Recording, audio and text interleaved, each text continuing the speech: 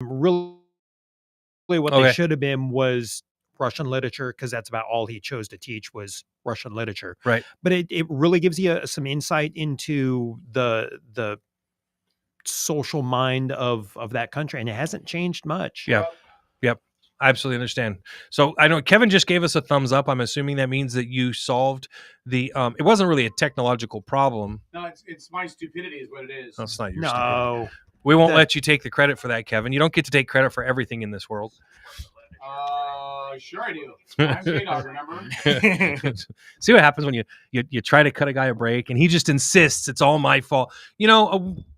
Oh no, I almost went there. I apologize. Well, see, I didn't do it. now that his computer is working, I got one out here having a. What do you say? Dennis said rabbits eat lettuce. Yes, they do. Yeah. Rabbits eat Rabbit hole. It's okay. It's okay. Oh. Everything is good. We're gonna get Kevin. He's gonna come sit over here in front of the camera in a minute. He's gonna grace you with his presence, his smile, his look, his glowing forehead. No, he's wearing a hat. No, you can see his hat right now. You can see his hat on the screen. You can see his hat on the screen. So, like I said, we're going to be all kind of posting this here in a second that we're actually live and everything's good to go. We're live, not Memorex. I feel live. Well, you are. You're definitely live. So I don't know. I was really disappointed because I think that a guy like Tucker, I expect more from him, and to listen to his diatribe about judging what Zelensky is doing in Ukraine while his country is in the middle of an invasion, while they don't have power and heat in half the country because the Russians have gone out of their way to wipe out their infrastructure. I didn't think that it was all appropriate. I was very disappointed in him. But it is what it is, and he's certainly entitled to his opinion. I'm just expressing that this is one of the rare times that I really disagreed with him. But I mean, it is. Now what you know it how is. it feels to be me. I no, really, I don't. No, you do, because I disagree with Tucker Carlson about every day. That I ends in thought Y. you meant about being on the show with me, and I was going to No. say I don't get my ass kicked that much. I'm not sure. Just kidding. I love you. I hate you. I know. It's I all just good. It's spent a the love-hate last half an relationship. hour screwing with a computer, and I get on the mic, and the first thing you say is something not nice. I was. You're just a jerk. I was literally just giving you props for getting it all fixed. All right. I Hello, don't want to everybody. disappoint anybody. Welcome to Outlaw. Thanks for being here. We appreciate you. Welcome to the show. Like I said, we're live, not Memorex. You okay? What is this? All right. The show. Oh, thank you, Dennis. Turn this ish up. You remember that conversation? It's only 18 days till Christmas. Ho, ho, ho, ho. You're clipping your microphone. Sunday I'll wear my Santa hat. Please do. I will. Please do. All right. Quite, Paul. I don't agree with much that Tucker says anymore. He's become a shrill to the right. Much like Rachel Maddow became a shrill to the left, he became a shrill to the right. Okay. Hello, Lori. Hello, Heidi. First of all, he's incredibly independent. Like he does not subscribe. What? Really? Yeah. Let me give you a great example. He's independent like Heidi's independent. Well, that's ridiculous. Listen, and I'll tell you exactly why. January 6th. Actually, I'm sorry. From the election. Okay. Yeah. He was the first one to call out Sidney Powell and others that were going all over hell and creation, talking about election fraud and all of the issues that were going on. And he was he came right out and said she was full of crap. And he asked her to come on his show to defend some of her accusations. And when she wouldn't do it, he called her out for it. It sounds like us. Well, he has more money in his bank account. Maybe. No, definitely. Maybe. Anyway, it's all the house. So I don't know. Like I said, it bothered me. It pissed me off. But whatever. I'll get over it. Like I said, I'm not in Ukraine right now with no power and no heating oil in the middle of winter. So, and I don't have Russian artillery shells landing in my backyard. And I don't have drones dropping grenades on my neighbors. So I have a lot to be thankful for. Listen, I don't. I'm fully aware this is like geopolitical chess that Russia's playing. You know, they want to. Yeah, wait till you hear what I tell you in 5 minutes. This Their is plan is. It's yeah. like risk. You know, they want to absorb more territories. They want to get more natural resources. You know, Oh. like they're playing geopolitical chess. But when you're the poor people that live in Ukraine that are in the middle of this geopolitical chess, Mhm. it's heartbreaking, dude. It's awful. Let me tell you, and you can mark my words right now. And I listen. When I dig heavy into these topics, I think everybody in here would agree. I'm generally somewhat almost right more often than I'm not, which is the polite way of me saying I'm fairly close usually. I can almost guarantee you, because Russia is losing the war. Yes, Clearly. they are. Yeah. Okay. Yes, they are. But what if I was to tell you that from your perspective and everybody else's that Russia is losing the war?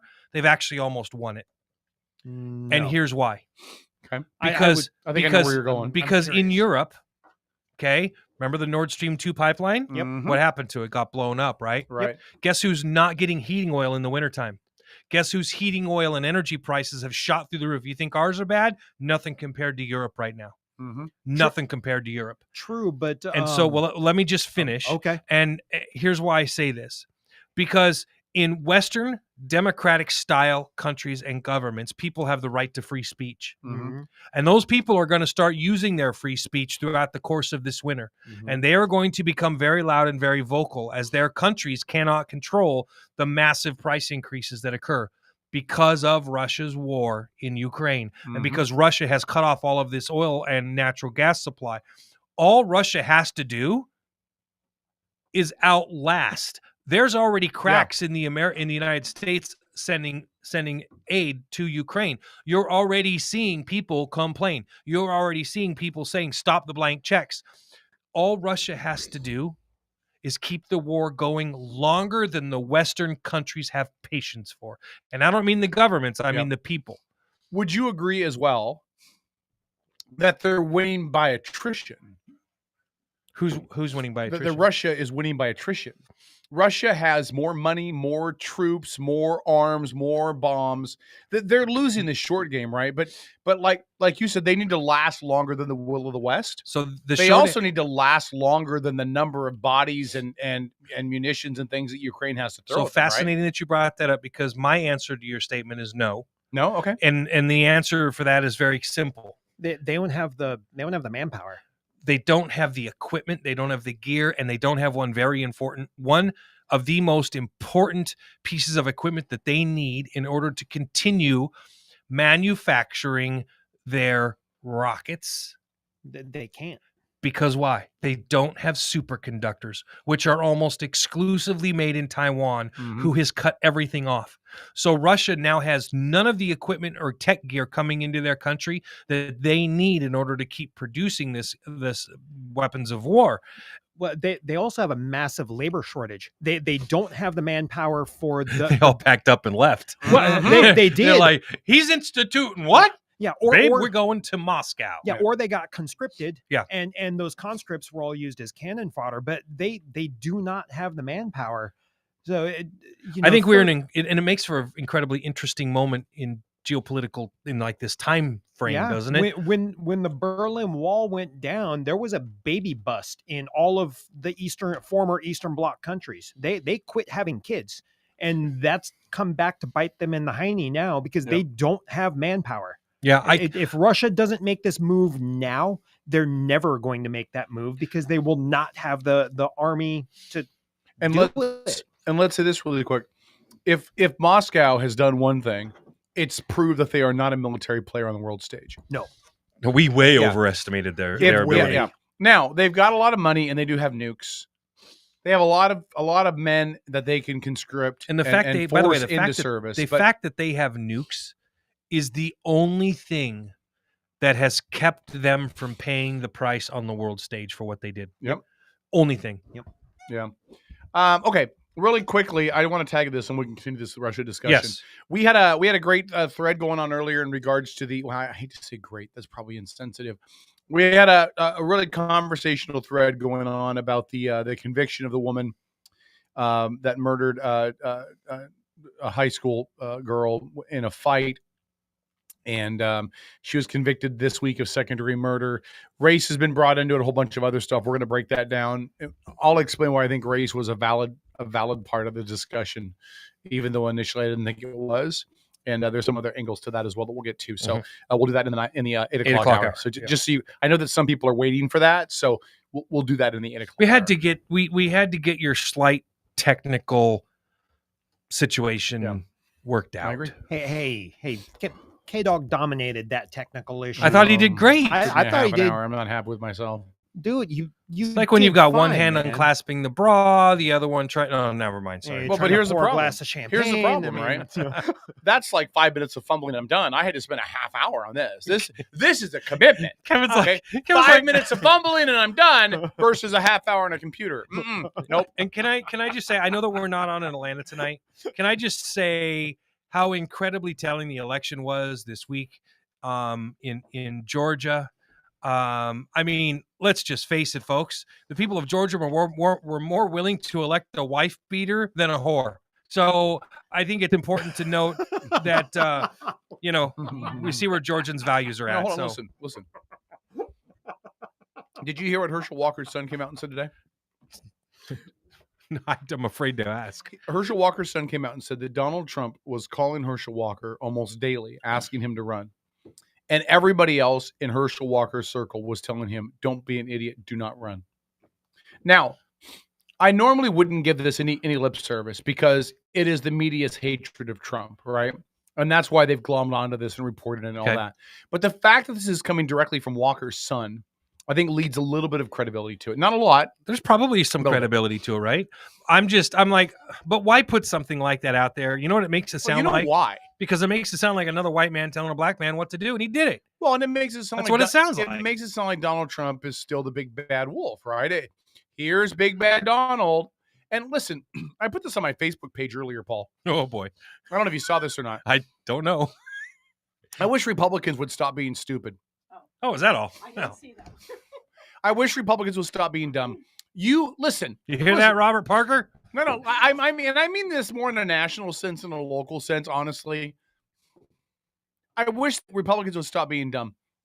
You are the party of bright new ideas. You are the Whoever party said that. You are the party of innovation.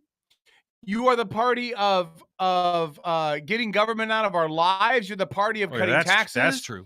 All of that stuff. All of it. I don't know about It's innovation. stuff that the average American, 90% of America can get behind. 10% of America is way too concerned with absorbing tax money and social programs and defund the police. But a majority of this country are reasonable people that believe my ass should not be paying $4 or $5 a gallon for a gallon of gas. Shouldn't happen. Then why didn't they vote? Hold on. I'm going to tell you why. Okay. Because the Republican Party has gotten too much into the cult of personality.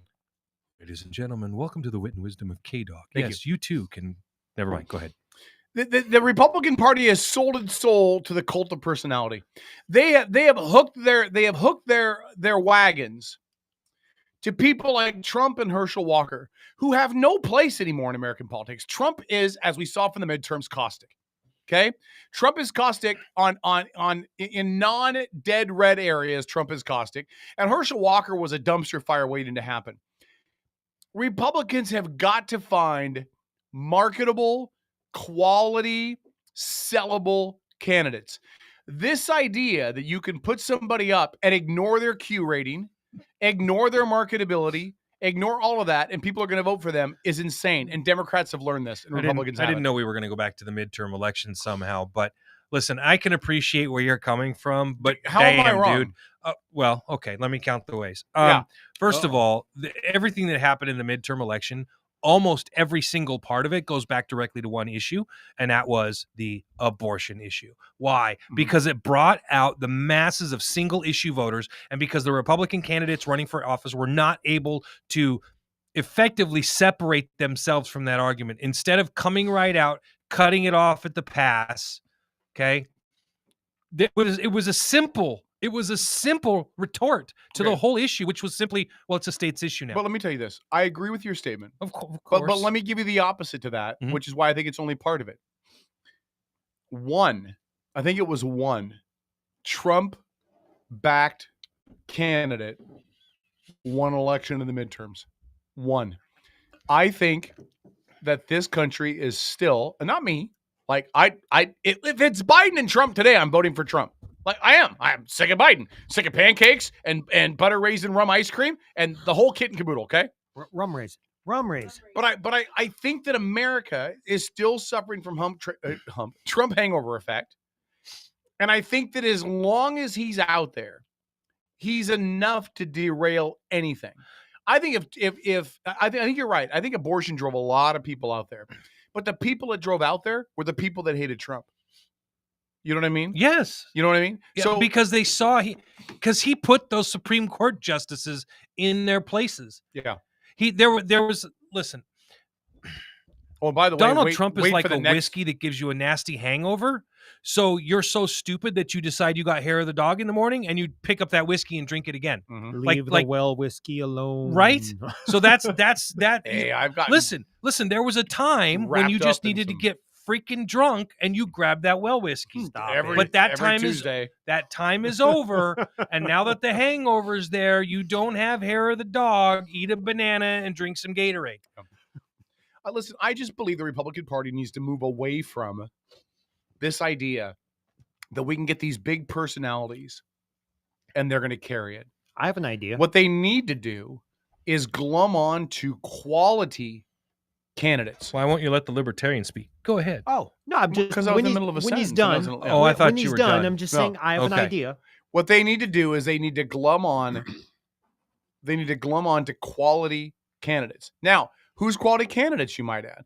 Well, listen, Tim Scott's outstanding and can't get a push for the National Party whatsoever. I'd love to see Nikki Haley do something. Maybe not president, but something more than what she's been. Josh Hawley's not awful. Not when you compare them to the garbage fire that are the candidacies of Trump and Herschel Walker. How did anybody in Georgia look at Herschel Walker's lack of political experience, not do the background and dig around into this whole abortion thing about him paying for his girlfriends to have abortion and all of that? How did all that stuff fly into the radar? Look, I got a degree in marketing and public relations, and I haven't done nothing with it since I got it. And even I know that if you're going to run for office, you dig into everything about them before they announce. You find it so other people can't. And nobody does that. And Trump was like, find whatever you want to. I don't care. Anyway, it makes me mad. I'm not even disagreeing with you, am I? Because it is a Republican's fault.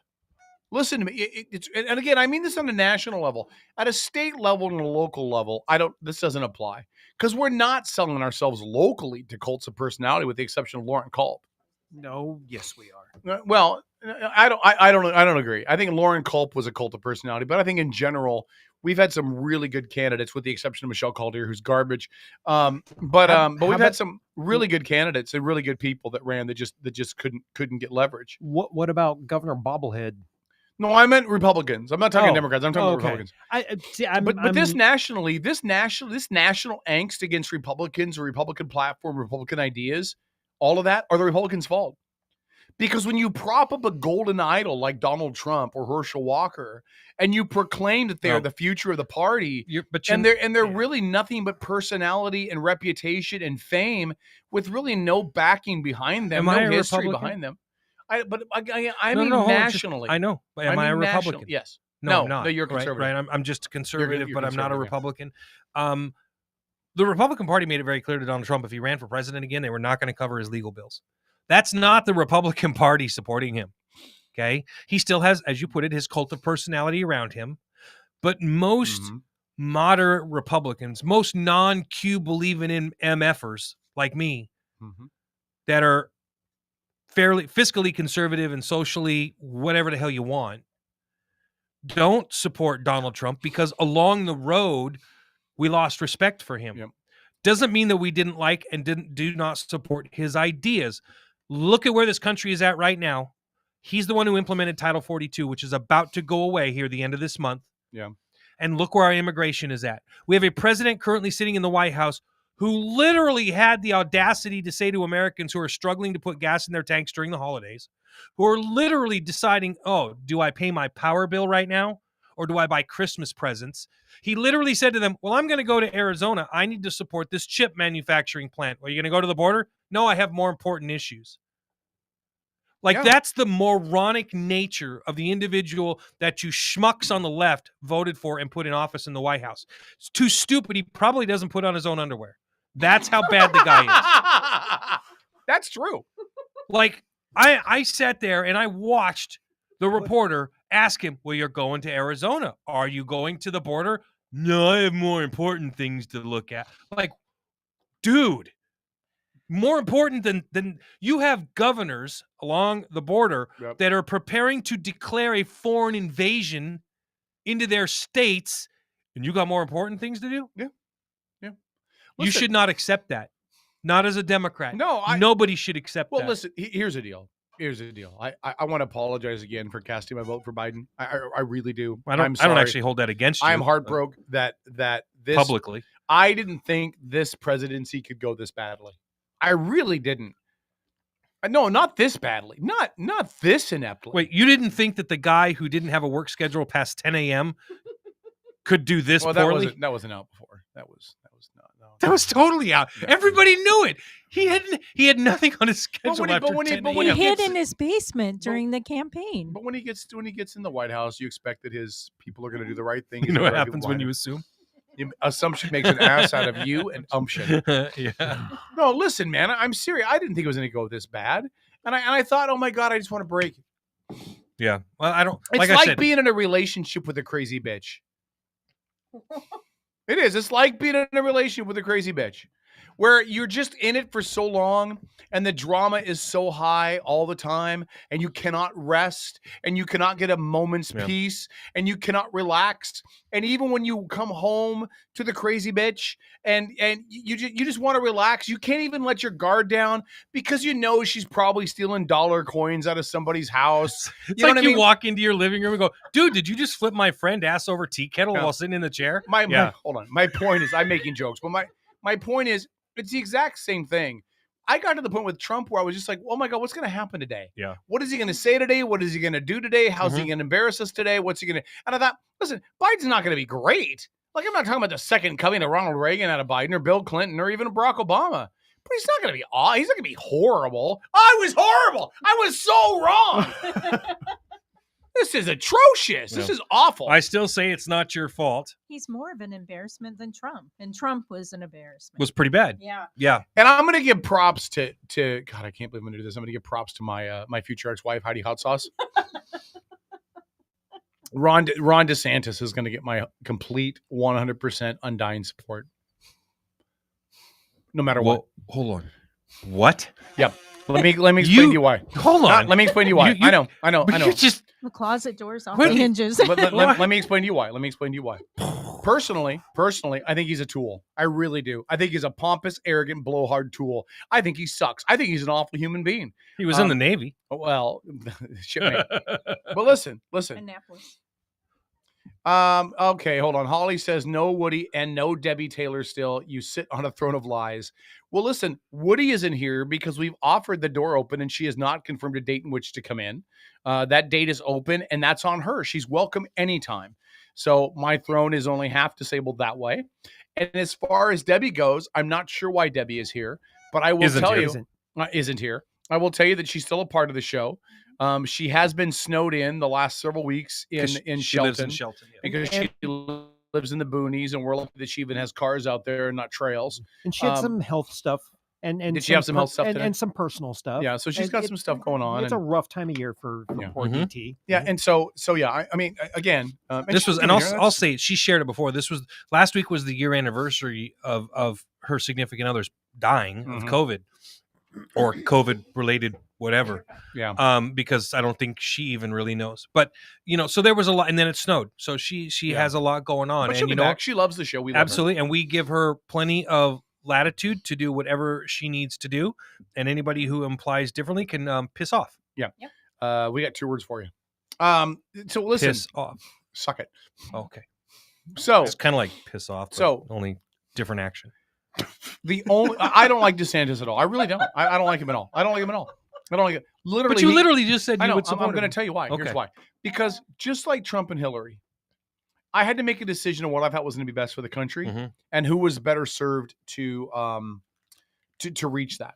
Do you think that DeSantis's naval officer background would prepare somebody from a leadership perspective? I don't know the answer to that, so I'm asking. I don't think it exclusively helps or hurts.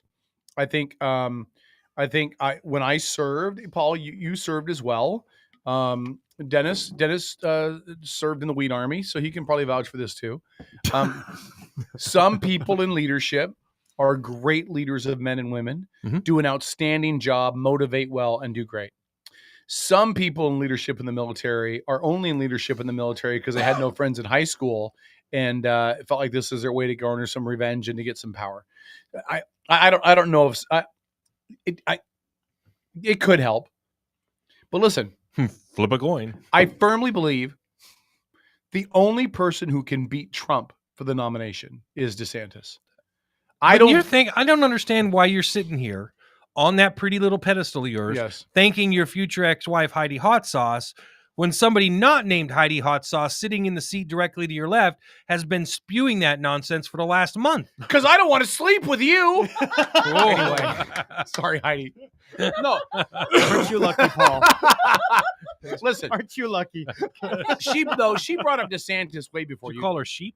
She brought up DeSantis way before you did. That could be the case. So DeSantis is the only one that can beat Trump. And I need somebody from the Republicans to beat Biden. Okay? So I don't want it to be Trump.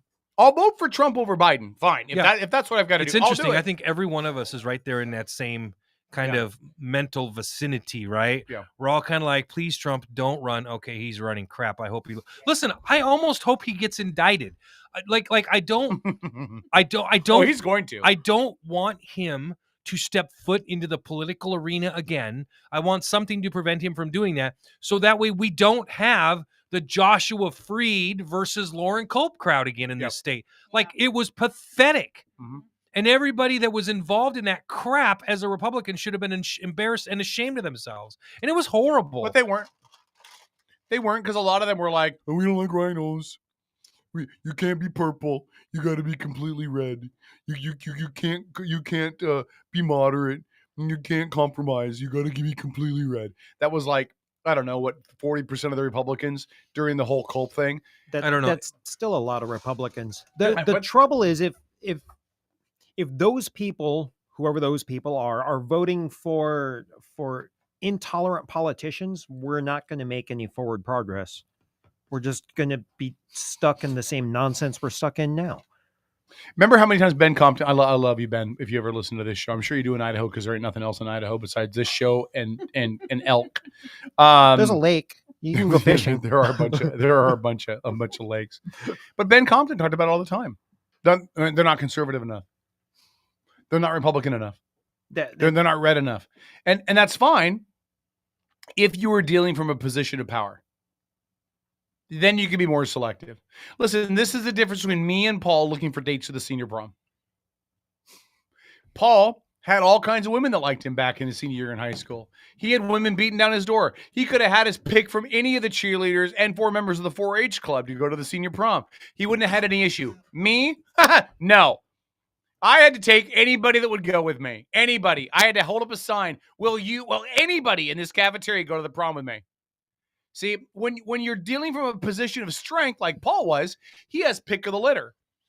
When you're a Republican, if you had power, you could be more selective in your candidates and get all the rhinos out and all the hardcore reds in there. But when you're me and you can't buy a date to the senior prom, you have to settle for whatever works. And the Republicans need to quit being so damn selective and alienating a third of their potential voting group, because they want to hold Lauren Culp up there against Jay Inslee. So the guy that was in here bloviating against such a terrible candidate like Herschel Walker is going, you need to open up. You need to be more accepting. You need to be able to take more people. Oh, we saw how that worked out. You need to be smart, though. Oh, well, you're going to throw that caveat on there.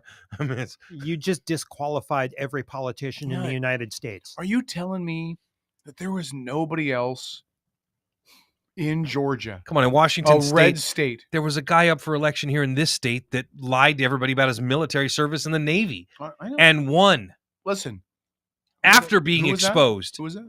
I forget his name. Okay. He was that unimportant. Listen. But yeah, he won. You can't tell me. I thought he lost. You can't tell I hope me so. that there was not just one better candidate for senator in the entire state of Georgia. Yeah, Stacey Abrams. No, Republican. Republican.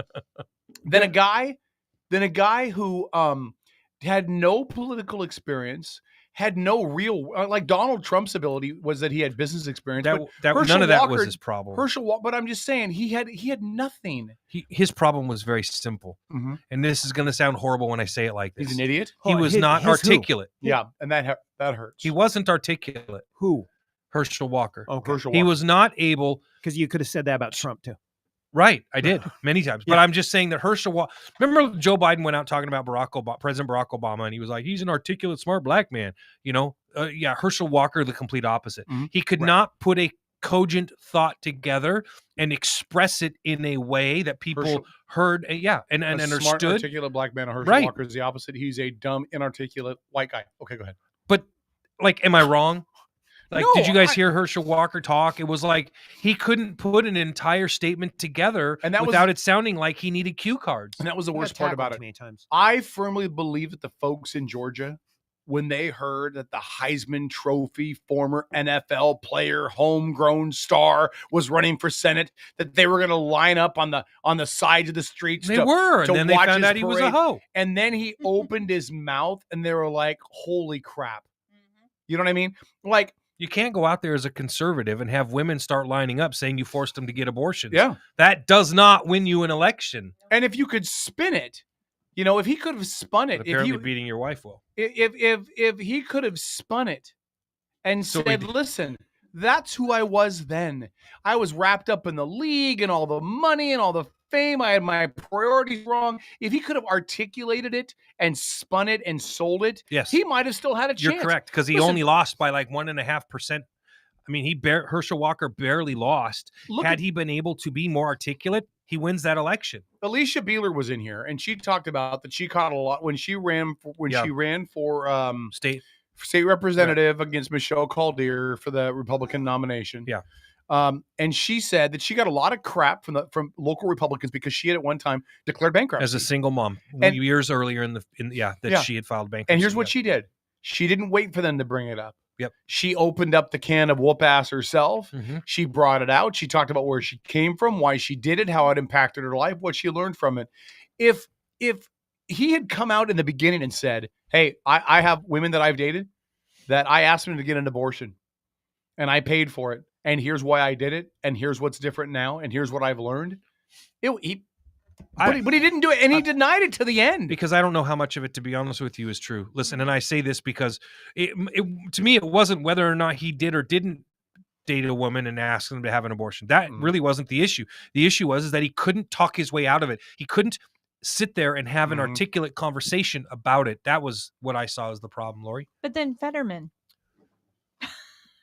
He's got a speaking spell, man, for his freaking. I mean, what do you want? I don't listen. Look, there's another cult of personality, Dr. Oz. Right. Nothing to offer, just a name and an ego, and the Republicans glom onto it like, "Oh my God, I want to hump his leg." Well, crudité. Listen. I mean, I'm not gonna. I'm just kind of like, you're like, Dr. Oz had nothing to offer. Okay, and John Fetterman did.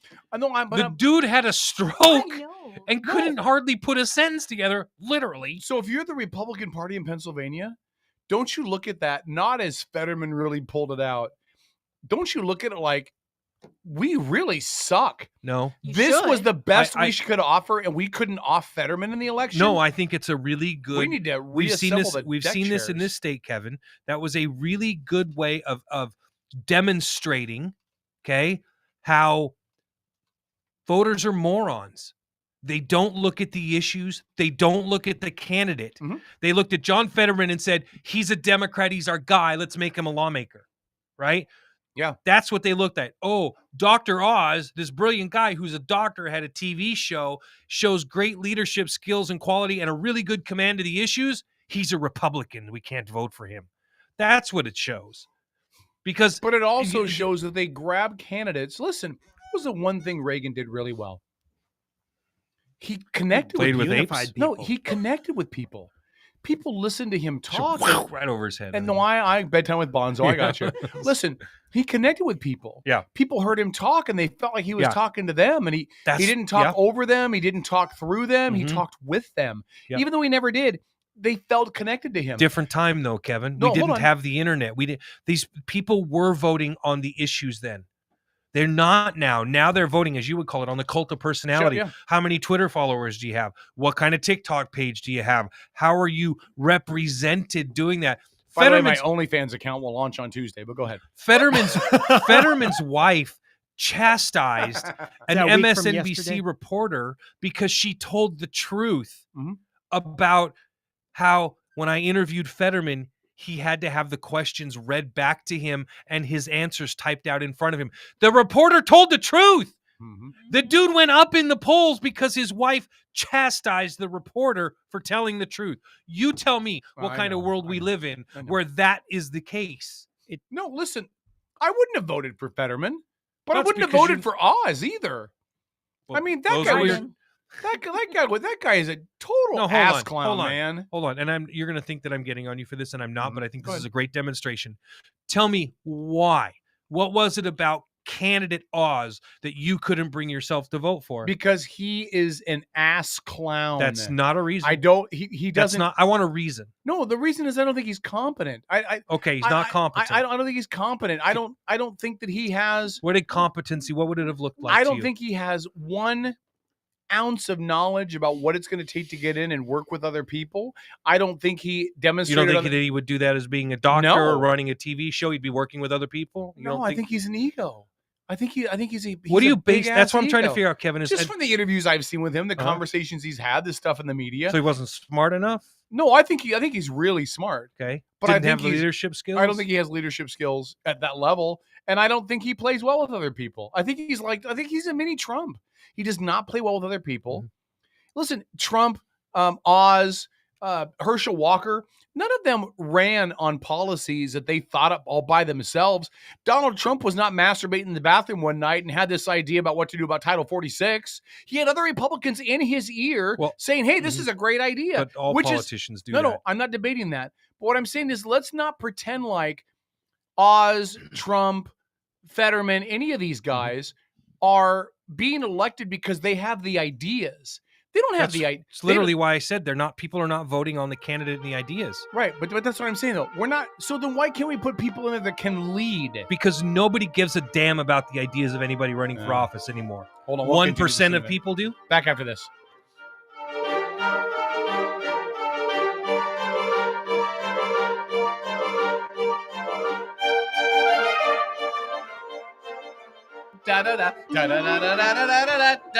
Hey, Paul.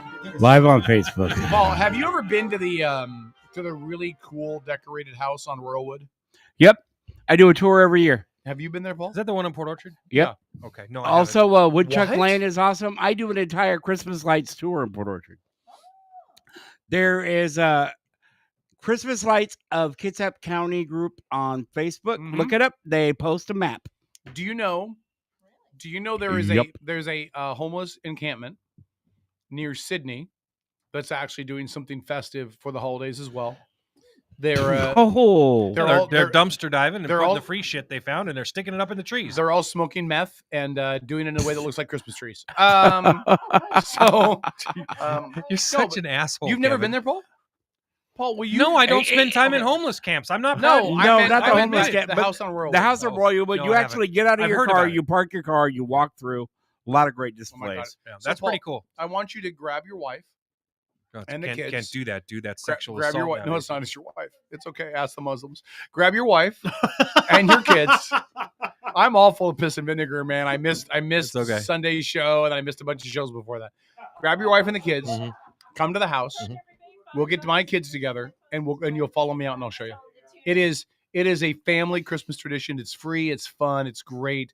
The people who do it do a great job, and you'll go every year. Well, we'll have to arrange a time when I'm available to go do that. Where's this at? Sorry. Royalwood Place. Okay. Are you? Well, that coming to narrows my- it down for her. Yeah. What's the crossroad to I don't. Wildwood? It's in the middle of nowhere. Yeah. But I'll get you the address. Are you coming to my house on Friday? I am absolutely going to make For it. the It celebration? may just be me, What? but it's hard because I got to pick up Truan, and I thought Okay. that I would bring the kids. So, because Wait, what? Friday I get him back. Did you reschedule? Yeah, I had to reschedule. Oh, Yes. There was too no. much snow at my house. Okay. Yeah. I So didn't know This that. this Friday, 6 p.m. We're gonna have a little party at my house to Sure. celebrate my I can the do that. adoption of my daughter. Am I being bringing finalized. baked goods or what do you need? You just bring your happy self. And I mean, if and- you want to and show up cash. baked, I mean, I mean, Dennis I will don't be baked when he do gets there. I'm sure. that. it's your story, Lori. You can Yeah. tell it however you want. But I was gonna bring some home. No, baked that's goods, cool. If you want it. That's awesome. I think we all appreciate that. So, Yeah. So but you'll anyway, have if them you out? want when it's over, we can Mhm. all do a group trek out there, well, and I can at least show you where it is, and you can see if it's something that would be. it's come. So in Vaughan, the kids have all asked me this Friday. In Vaughan, down at the Civic Center, they turned the Civic Center into a skating rink. Vaughan has and- a civic center. Yeah, it's a Really? it's a Yes, nice they do. yeah, it's a nice big It's actually building. a pretty Nice nice spot. civic Yeah. center. And all the kids from both the grade schools go roller skating there during the winter on Friday roller nights. skating. As soon Yeah. as you said skating rink, for whatever reason, I thought it was Ice ice skating? skating. I did was too. Like, I how thought in ice the world skating. do they Yeah. do that? Yeah, so they got a huge hardwood floor, and then they turned it into a roller rink. And so the Oh, kids nice. really like to do that the one night of a month that it's available. Mm-hmm. And so they've asked me to do that. So I will have to figure out the timing How far is of all of Vaughan it. from my house? from your house. Like to drive it. 20 minutes. 20 minutes. Yeah, it's not far. I might bring the girls out there. They want to go roller skating, Yeah. and they haven't been able It's to. fun, and they since can rent those- skates there. It's cheap. It's like $5. since those bastards sold the roller rink in East Bremerton to a storage company. Bastards. I know them, so I'm gonna leave it alone. No, I don't fault them. It's just sad. You know, It was sad because it was an institution. You know, when that place opened, I was in grade school. Had they invented the wheel back then? No, but Okay. rocks were. Wow. Yeah. Anyway, And Dennis, when we in come case, back- in case you didn't hear me, Dennis, before we go to break, I'm sorry, Kevin. I don't mean to interrupt. yes. Fuck you very much for the Christmas music. So much appreciated. Oh. Uh, When we come back, we're going to talk about that case. The conviction this week yes. of the woman, now a woman, who killed a fellow teenager in a fight when she pulled out the knife and stabbed her 20 some odd times. Now, I don't get to read the articles. Someone shared on my page a part of the article where Andrew 20 Binion seconds. wrote about race, the race of the jurors. And there was a great conversation about why race was even involved. I'll explain to you why it was pertinent and where it came from. I have listened to hours of interviews about this case. 5 seconds. There's a lot of information. We're back after A this. lot. Outlaw Radio.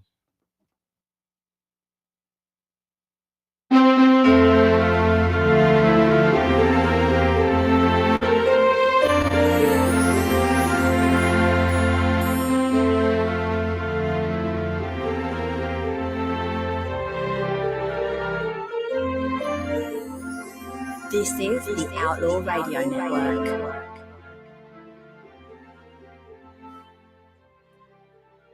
Listen, I love that you're playing Christmas music, but that song, come on. Where's our higher energy stuff? Oh God! Grandma got run over by a reindeer. Wow! or- Okay, you play us stuff that gets us muted on Facebook and YouTube. No, there's a lot of upbeat stuff that would be that would make it That weird. does not fall into the public domain. Mhm. We've been muted for Christmas music about- before, and it had nothing to do with Mariah Carey. What about I saw mommy dry humping Santa Claus? Is that on public work or public No, rights? but I could probably arrange for Sunday your jingle farts one. Now- Yes. You know, I don't know if you have a copy of this or not, Dennis. If you don't, I will send it to you. You know the song Holiday Road? Yeah. I took all over the years, we had a whole bunch of celebrities on this show, and I took all of their voices and had them do happy holidays greetings, and I put them into that song. So if you don't have a copy of that, I don't think I do anymore. Send me a new copy. I'll send you a new copy. And then that will from here on out be the only holiday song that we're able to play. So I'm just kidding, Kevin. I'm just kidding. All right. So let's this is All a right. really tough topic to talk about. Yeah, it is. And I know that a member of this show, Trojo, had made it very clear to us that he was friends with the family. I do not know how much or to what degree. Maybe he's very close. Maybe he's just acquaintance. I don't know the answer to this, and I don't want to speak for him. And I know that he was going to try to be here tonight, but he is moving. And so, it's hard enough this time of year. It's even harder to have to move. And I had questioned whether or not he could have an unbiased conversation about this story. And I felt rightfully so, because when you're that into a story and you're that closely connected to it, man, it is from personal experience. It is really hard to disassociate from the story, the facts, and your own emotions. It really is. And I don't blame anybody for that in this industry, because a story like this is tragic on so many levels. Yep. So many levels. Yeah, so I want to get, before we get into the meat of the story, I want to cover the conversation about race. Good. So Andrew Binion, who I don't know if he worked there when I worked there. I don't know.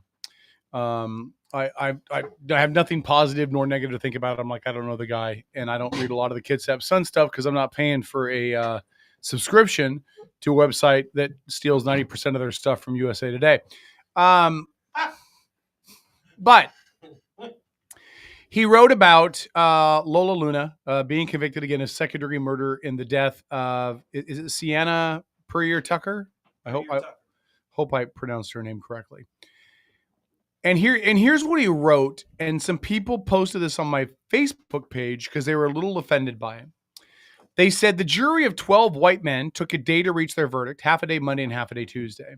And the question is, well, why is race an issue in this conversation? And if you go read the Kitsap Sun's reporting that Binion did, and again, I got nothing good or bad about Andrew Binion, but it was lazy. It was just lazy. Because if Andrew Binion is going to put into his story about the race, he should put context in there as to why he's providing the race, instead of leaving it to dumbasses like me to get links and do my own research.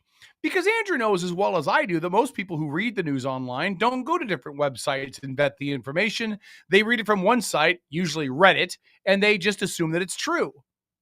So by reading this, I think the average person would go, well, holy crap, Andrew Binion is trying to put race into the conversation. And that's what I thought initially as well, especially as I perused through the story and none of it made any sense. Why is the race of the jurors in there? And again, we've seen the media do that. A lot of the media likes to stir things up by inserting race where it doesn't belong. Here's the problem, and here's what Binion did not report in the story that he should have. And I'm hoping if Binion's listening into the show that he takes my advice and, I don't know, maybe comes back and goes back into the story and puts some more information. Okay? So what was not reported, what was not discussed, is the fact that the attorney for the girl that was convicted has been making noise about the fact that there was one African American juror who was being considered to be placed within the jury. So, you know, when they do that whole jury call and they ask questions, blah, blah, blah, blah, blah, blah, blah. Well, the prosecution moved and was successful in getting that person removed out. And I'm going to read, this is actual from court paperwork. It says, this appeal raises important questions about race discrimination in our criminal justice system. Kirk St. Cally, a black man, challenges his conviction for first-degree felony murder because the state used a peremptory challenge to strike the only black veneer person in his jury pool. And then it goes on to talk about equal protection bats in Kentucky. Okay. So there must have been somewhere along the way. This is the link that was given to my buddy Danny directly from Binion. Because Danny posted on his page and called out Binion and said, hey, what the hell? Why are you putting race into this? Binion didn't say anything. But by the way, Danny, somebody who works in the justice system. Yeah. Yeah. Mm-hmm. So Binion's response was just to give a link to this decision. I don't know how this really applies. I am assuming he included it because it was a 12 white people jury. So can I tell you? Yes. Okay. So in this country, our justice system is based on you having a trial by a jury of your peers. And if you are a minority and a person of color, to have a jury that does not have any people that have any lived experience, in other words, any people of color on it, the argument can be made that you are not having per se a jury of your peers. Fair. Okay. So that's it in a nutshell. But I get it. Lori? Go ahead, Lori. I just have a question. Yeah. Were the two girls, women, whatever, Mhm. involved? Were they minors at the time, Yes, or they're- adults? And they Yeah. still are. Yep. Oh, Well, they still yeah, are. They would both They still were be. 15. Okay, thank you. So What? So, I don't know a ton about what's going on in this particular case. yes, So the be glad because it'll make you sad the more you learn. I'm already sad. But that- we that do young need to people- kind of explain it a little We bit. will in Yeah. a minute. I just Well- wanted to get to the race thing first. So my question is race based. Yeah. Because I know nothing about the background Yes. of the story. So the victim and the perpetrator, Both African American. both No. African. No, No. No. No. no, No. What? Okay, so that is One my first Latina. question. Oh, Latina Yeah. and African American. Okay. So I mean, because all of a sudden race has become important in this, I Yeah. want to know the Yeah. whole picture. And listen, I'm not, and we'll get to all the other ins and outs of this case and why it's a tragedy and why it's really sad and why it's awful. All of that in a minute. Well, because two young girls, Exactly. that's Regardless the of sad- race. it doesn't. And None of yeah. that matters. And Two like young you, people. Kevin, I was concerned when I saw that title for the article because I'm like, these were two young ladies of different Mhm. ethnic backgrounds, but both minorities and of color. Why are you bringing up white people in the jury as an issue? So I was there with you. Well, let me so say this. I'm not trying to attack Andrew Binion because I don't know him. I'll do it. But why say it at all?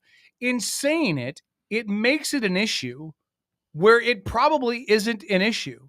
It would be like saying 12 white jurors, all of which wearing blue jeans. It might be something in common that has nothing relative to it. And your job as a journalist, Binion, is to either report the facts and explain why they're important for the people to know about, or to leave it out because it mishmashes the entire damn thing. There's the fact that he didn't give it context. Exactly. Mhm. If he had given it context, but he shared a link for a court case. It's not even related to this case, But could be cited as precedent but setting. could be, but then say that. Yeah. Say that, the 12 right jurors, blah, blah, blah, blah, blah. This may be important in future appeals Yes. because in this case, the court ruled blank, right? We have seen this so much over the years, Kevin. We have preached about this very aspect, and we have talked about why the Fourth Estate is dead. Mhm. It's because you have an individual within the community of journalists who is attempting to skew opinion based on whatever his own opinion is. Now, he can come out and say, it's not my opinion. Yeah. He can say that. That's not my Yep. opinion. Well, I don't care if you say it's not your opinion. Your words are on paper, and the implication is that is your opinion. That you're tipped over to the left and you think everything has to do with race. That's what it looks like. And at this point in time, listen, the burden's on you to prove to me that it's not. You're the one who put the words on paper and said that was, the big issue in the case. Knowing what I know about the case, I can say that might be an issue for appeal, but it's slim. Yeah. It's like really, really slim because the young lady that was tried and convicted still had, in my opinion, a jury of her peers. Race should almost never come into the jury pool. But if it does, and you want it to, well, blame the judge and blame the lawyers. Yep. So Lori. my question is, the statement was 12 white men. Mhm. Okay. Yeah. And these are two young women Of color. Yep. of color, Mm-hmm. different races. Yep. Why the blank were there not any women on the jury? So I'm assuming everybody here, you guys know how jury selection works? Yeah. Okay. Yeah, I So- do. Voir dire. So Her name was Sayana, by the way. A lot of people Yeah. are correcting me in the chat. So Thank you for that.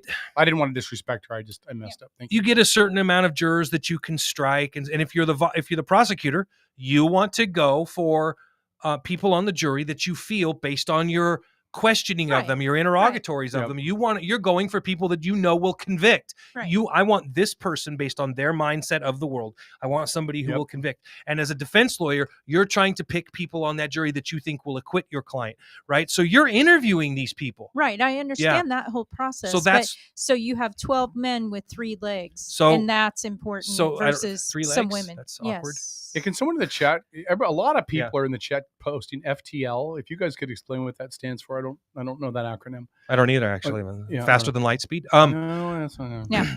But no, I thank you for the explanation. But what I'm getting at is that there's a couple different ways to appeal based on the fact that there were white and they were men. Yeah, and if Why weren't there any women? and if you, I think that's a completely valid question. That is a good question. I went race, and you're right. There's a gender element to that as well. Yeah, is there a gender bias? And I don't fault that argument at all, but I think you can only point the finger at the 2 attorneys, Right. because they're Exactly. they're the ones who were selecting, right? Mhm. Now, if I'm the prosecutor and I'm looking at an man of African American descent, and I see that defense attorney wants that person in that jury, and I've got and a judge will usually tell him, well, you can strike 1 or 2 jurors or whatever, right? That's who they're going to use it on. Yep. Because they don't want that sympathetic juror on there. It is a chess game for, a lot of people say that jury selection is the most important part of a trial. I've heard that said a lot in law school. So, and If you've ever watched Bull, the TV show Bull, there's a lot in there about trial science and trying to pick a there jury is a and- huge science to it. Yeah. There Yeah. is.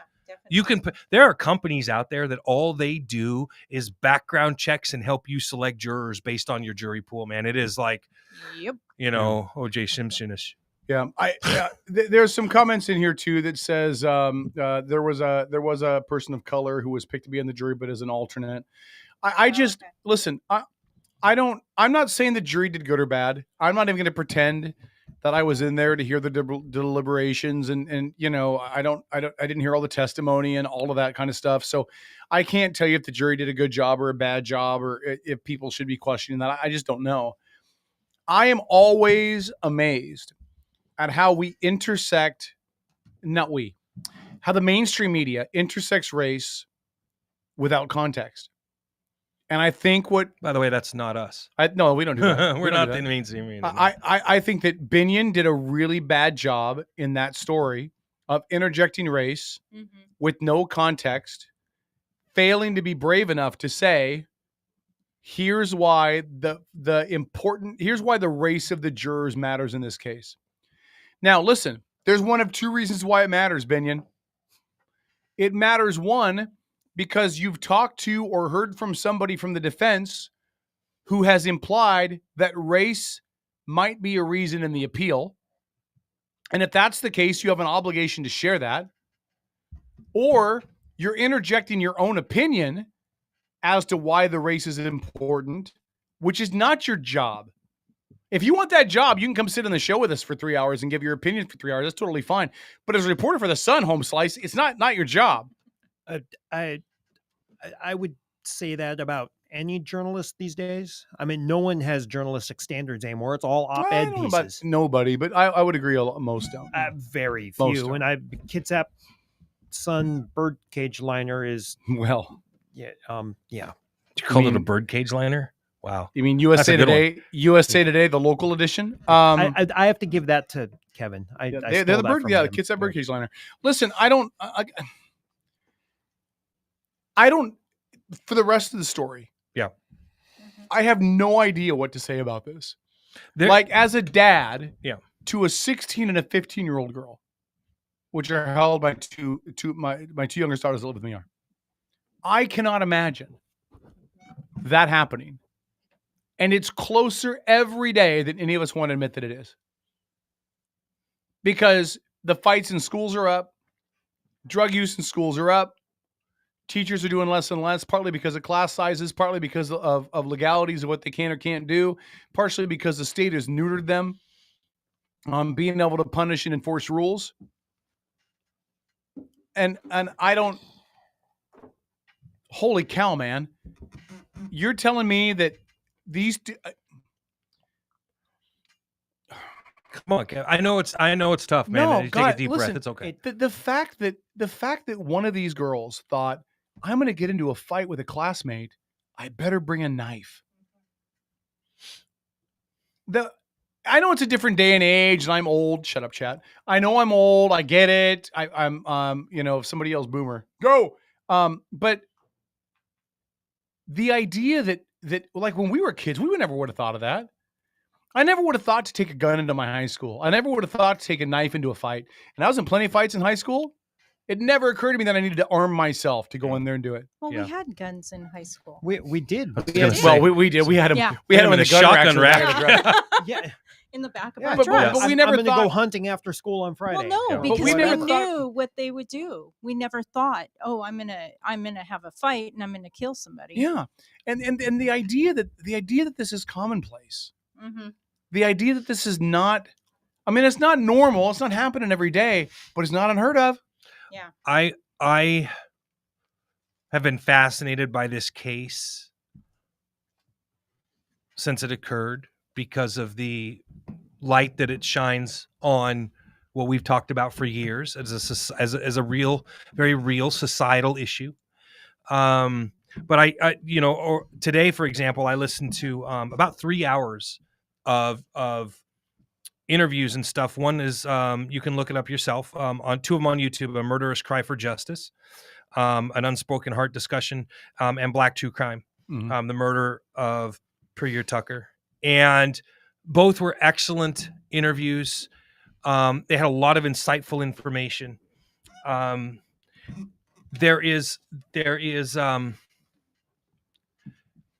There were massive failures by family members, both sides. There were massive failures by society, by police, by medical personnel. Like, this poor girl was failed by everybody conceivably who could have failed her.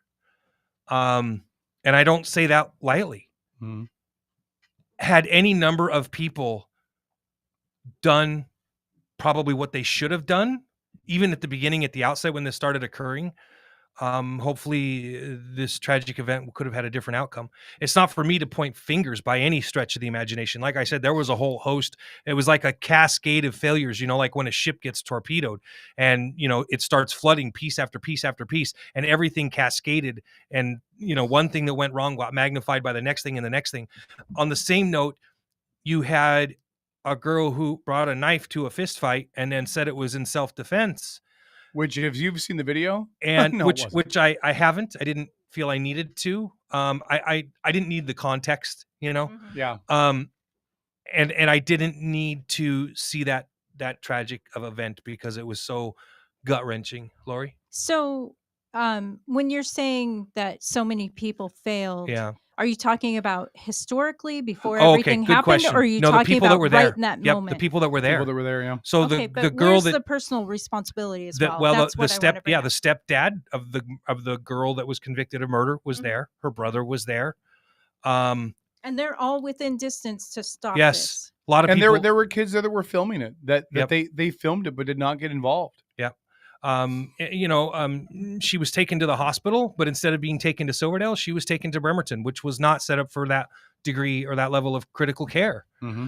Where a police officer showed up as they were trying to get her out and in to be seen, and they told the people that were with her taking her to the hospital, put her back in the car so they could take pictures. Like, there were so many failures on every level, and I heard a lot of people.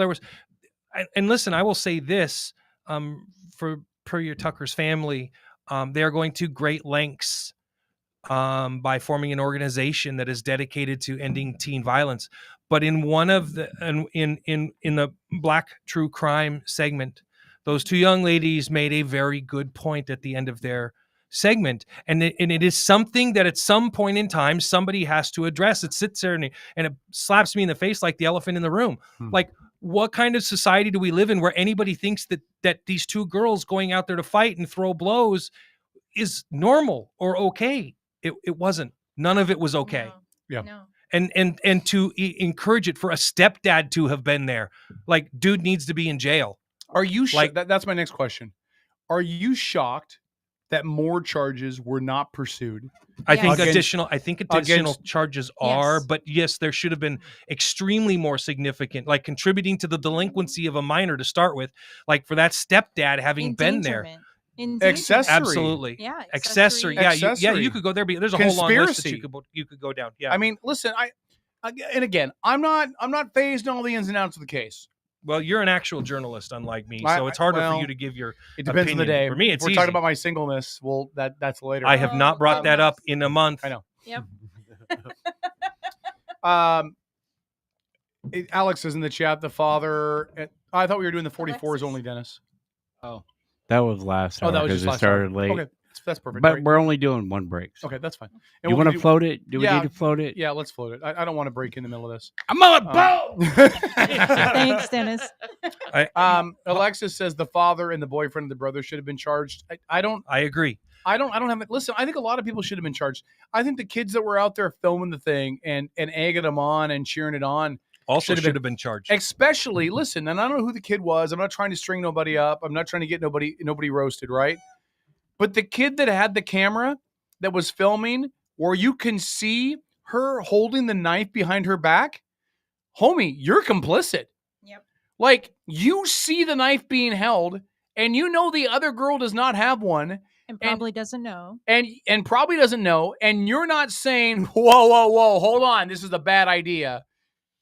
You're complicit. They helped her get rid of the evidence. They cleaned up the scene, helped her change her clothes, helped her. I don't know what they were involved with exactly with regards to getting rid of the knife, but the knife was found under a tree some distance away. I don't know how far away, but the individuals that were there with the young lady that was convicted, they literally helped her. That was Lola's boyfriend. Yeah, was the one recording, they yeah. made a very blatant attempt to help her shirk responsibility. Again, these are heavy charges that should have been laid. You can't live in a society where you go out there and you watch something like this happen, first of all, and then you try to clean it up. Do you know what I blame for this? Social media. Oh, I thought That's a you were big gonna part of it. say- I thought you were going to we- say a two-party th- system. so- No, we look at everything through the lens of a camera nowadays. You ever go to a totally off topic? You ever go to a concert?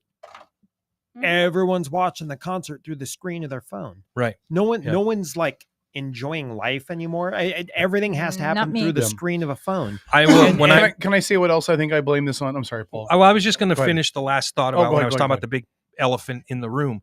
The young ladies in the Black True Crime pointed out, they were like, and I'm totally paraphrasing here because I'm not good at quoting, but they were essentially pointing out, that we live in a society and in a culture where a lot of rap, and they specifically talk about rap music, they're out there promoting this. They are glorifying this mentality and this attitude. And they're talking about how, something needs to be done about that. Now, I'm not for censorship by any stretch of the imagination.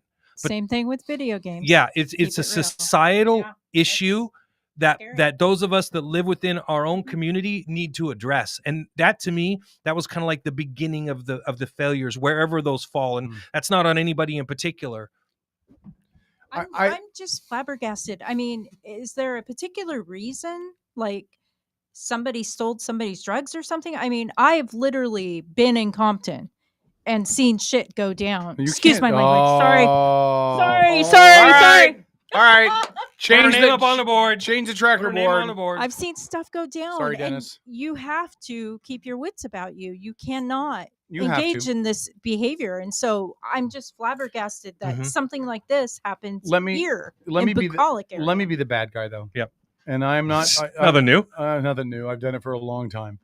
I also think. I also think there's a responsibility that falls on our legislators, on the voters, on the political parties. Our kids are growing up in a society today where the legislatures have been able to push agendas that say you are not as responsible as you used to be for what you do.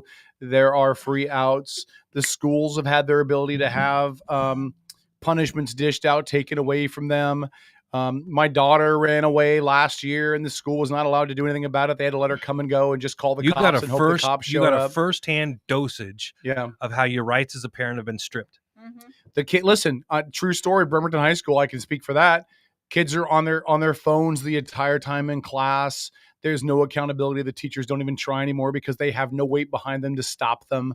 I mean, we have created a society where our children are not afraid of authority and are not afraid of repercussions. And I again, in fact, Luna posted, I don't know if you're aware of this, but she posted on her social media, and again, I'm paraphrasing, but about how easy it was to get away with murder. These are posts that she's making. And this is the kind of stuff that now I know that there are issues with the detective that was in charge of the case. I don't know what kind of rules or regulations, because I know some of the family members of the young lady that was murdered were reaching out to the detective, and they did not feel that they were getting answers in any way, shape, or form. In fact, they make the claim that they were lied to about how many times she was stabbed and other issues. And I can understand their vitriol and their anger towards a system that they felt let her down. Part of it failed her, right? I think, at least from listening to their interviews and listening to the things that they had to say at different, to different outlets, they felt like, she at least might have had a more fighting chance had some of them been allowed in with her into the hospital, to give her support.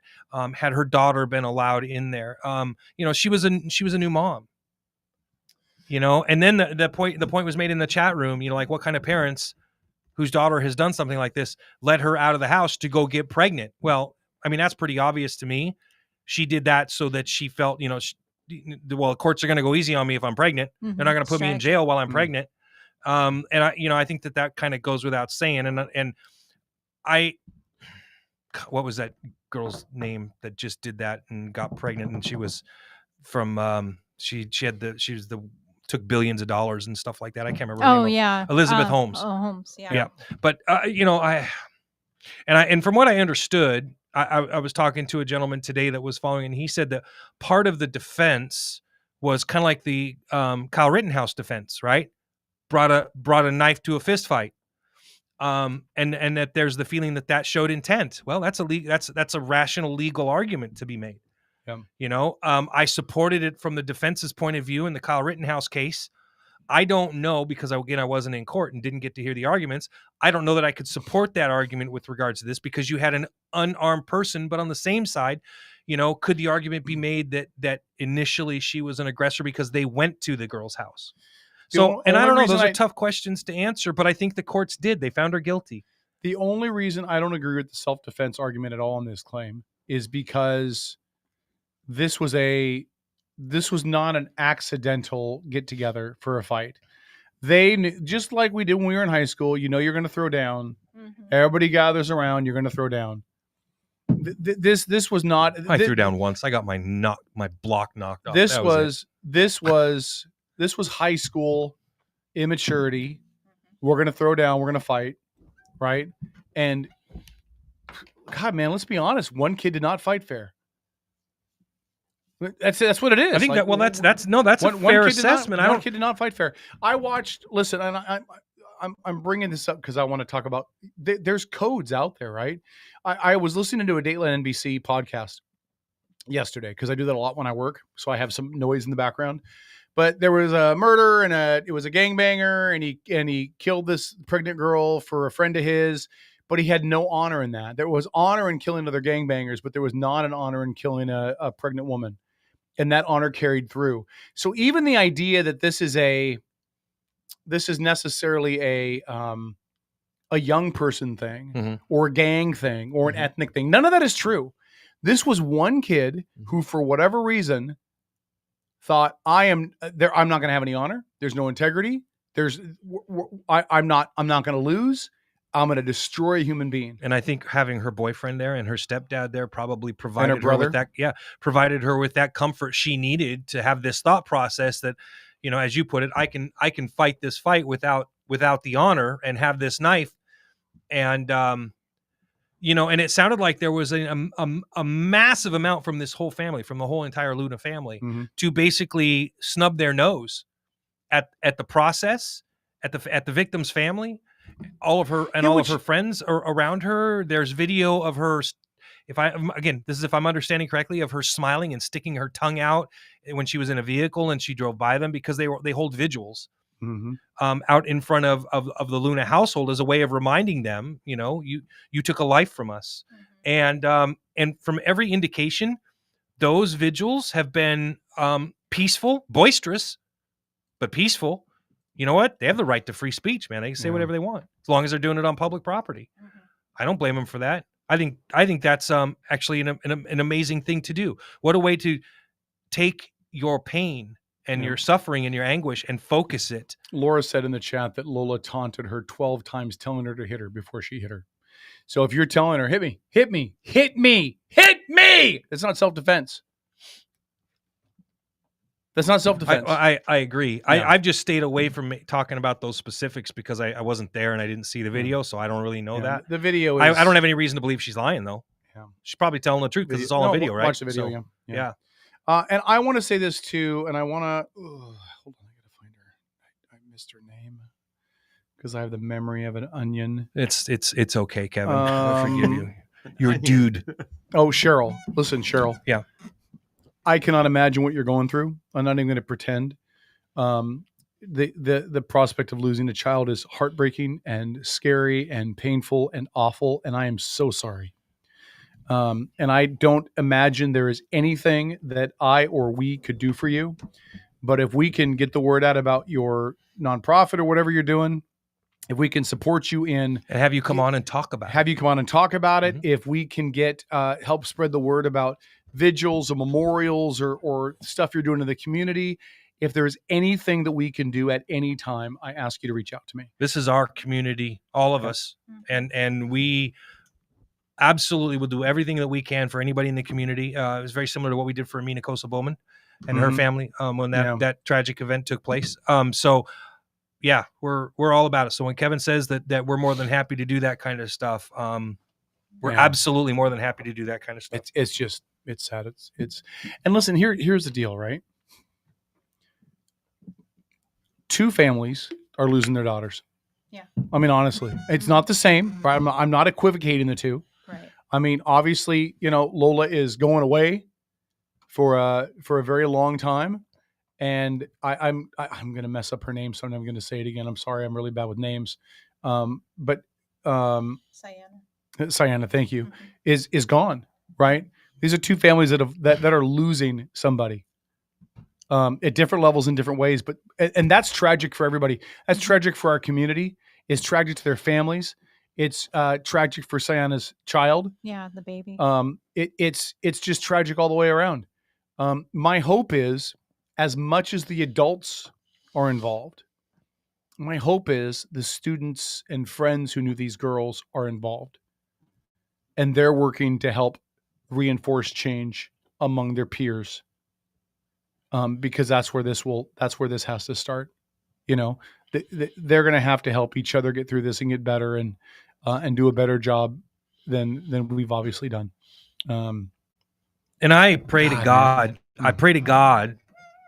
And we've talked about this for the last couple of years, especially during COVID, the failings and the shortcomings within the healthcare system, because they had errors in this, the failings and the shortcomings within the justice system, because they certainly had shortcomings. And by forming an organization and channeling, the emotions of this event, that's how you affect change. Yeah.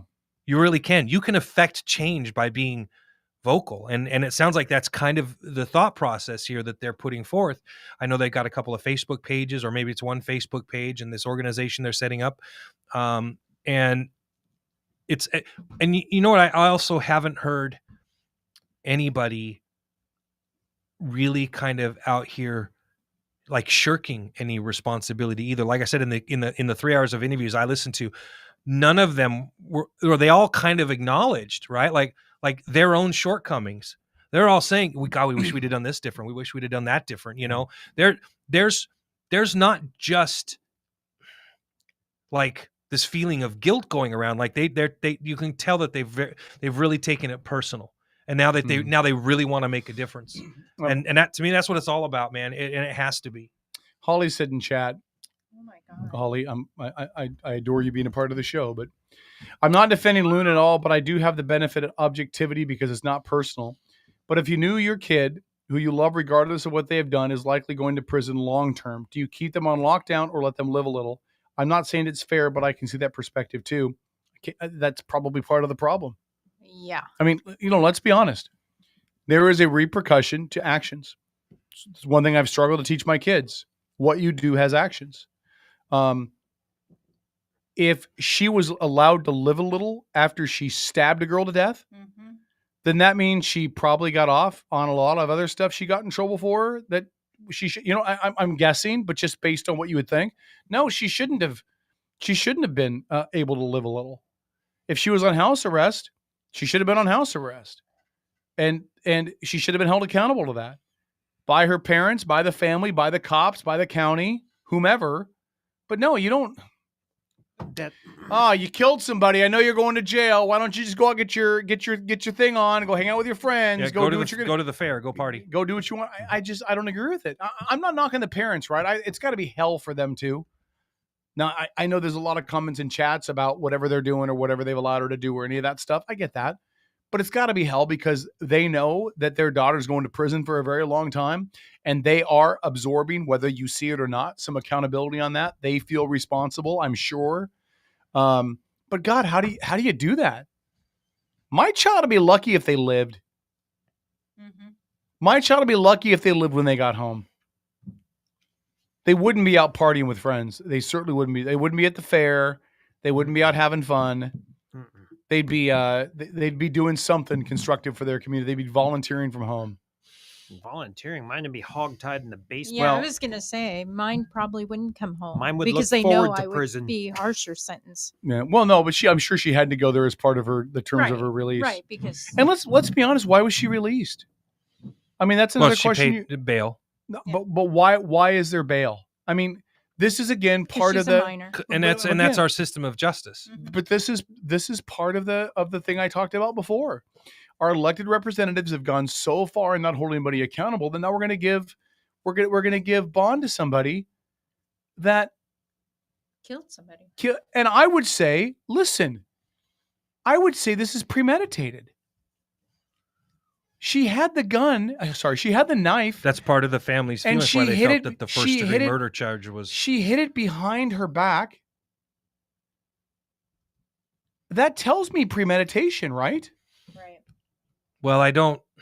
Well, that's a deep subject right there, man. On the parts of first degree murder, the issues that have to be met. I wanted to listen to the interviews and the things that they had to say in a very easygoing social setting. It's why I listened to the 3 hours of interviews. I do not have not seen any transcripts of the case. I know that I believe it was Judge Bassett, who we've had on the show before. We've had Judge Bassett on the show, yeah. In fact, we were the first people to endorse him when he ran for judge. But I think we did, yeah. I know that the family had took issues with some things that he did as well. Yeah. I mean, those are things that I'll let them explain. But like I said, they have plenty of reason to be angry at multiple entities, and they have good reasons to demand better. Yeah. Nope, I agree. I think it's incredibly. I think this is a good place for us to get our break out of the way. We'll come back out of the break. We'll talk about this a little bit more as we get to the wrap of the show. So stick around. More of Outlaw Radio coming back after this. Stay right there. We'll see you on Facebook in a second.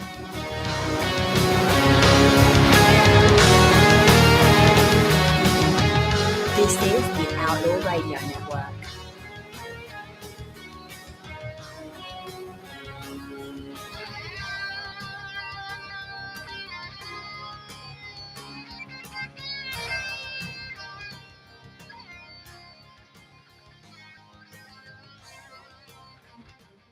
Outlaw Radio. All right. I have a quick question. Yeah, go ahead. For people in the chat, do you guys happen to have the specific date for sentencing yet, or is that still not calendared? That's a good question. I would like to kind of get some more information and also do some more background on this. I have a ton of background to do on this. She'll be scheduled on January 30th. Oh. She'll be sentenced on January 30th. Okay. I might be be a fly on the wall there. And look, here's what's going to come into play for sentencing. Mm-hmm. And this is why people need to really pay attention, right? Mm-hmm. Is how does this get spun for sentencing? Yeah. You know, there is going to be the angle that's going to say she's a young woman. She was 15 at the time.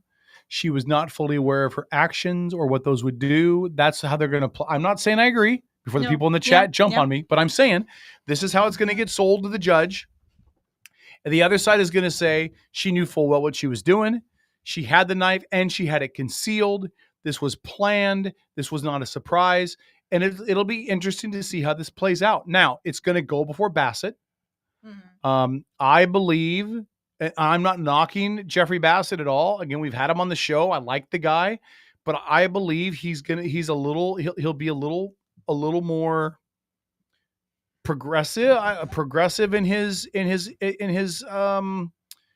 interpretation of the events.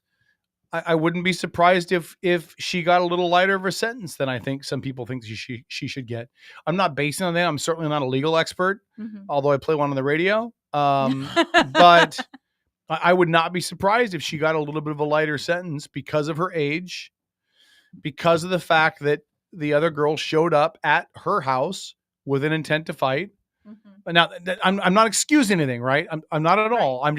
I'm trying to read into the things that the judge is going to look at and what they may be thinking will mitigate some of the punishment that comes out of this. Hey, I'm Kevin, certainly not advocating because I think it should have been handled way differently from the start, from the judge perspective. Oh, they said, by the way, Bassett only did the bail case. It's now Judge Hauser. So I was just going to say that came up in the chat, and I was saying, who did you say the sentencing judge was? Because there's something different here. I wanted to bring to your attention the three basic elements of first-degree murder.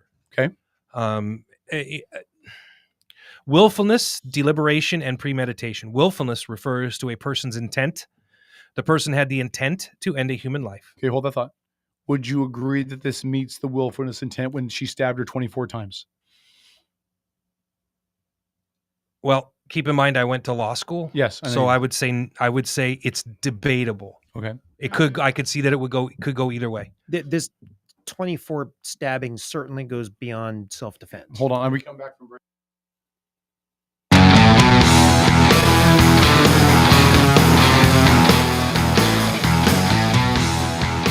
This is the Outlaw Radio Network.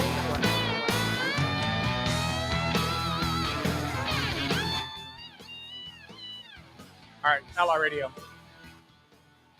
Final segment of the show. God, I'd love to go late tonight because we have so many peeps in the chat and so many people paying attention. I'd love to go late. I'll go late if 5 people are watching, so it doesn't matter to me. Go ahead. So Paul is explaining the 3 basic elements of first-degree murder. The first one was willingness. We talked about that on the Facebook side. Go ahead, Paul. And this is real basic because state by state and stuff, there are slight variances. So this is a real broad generalization. Okay, 3 basic elements of first-degree murder: willfulness, deliberation, and premeditation. Willfulness refers to a person's intent. The person had the intent to end a human life. A lot in our legal system goes towards intent. Yeah. And there's got to be a large amount of evidence to support intent in order to prove intent. Right. Now, I, in my opinion, I have not been to law school, although I have watched a lot of Law and Order. I think that 24 stabs demonstrates intent. Yeah. I think 3 or 5 is probably not. Yeah. But I think 24, to me, if I was a juror, would illustrate intent. And that's why, by the way, a jury of your peers is so important, right? Mm-hmm. Because like having been to law school and I'm going to sit there and I'm going to interpret this and it could be argued by the defense.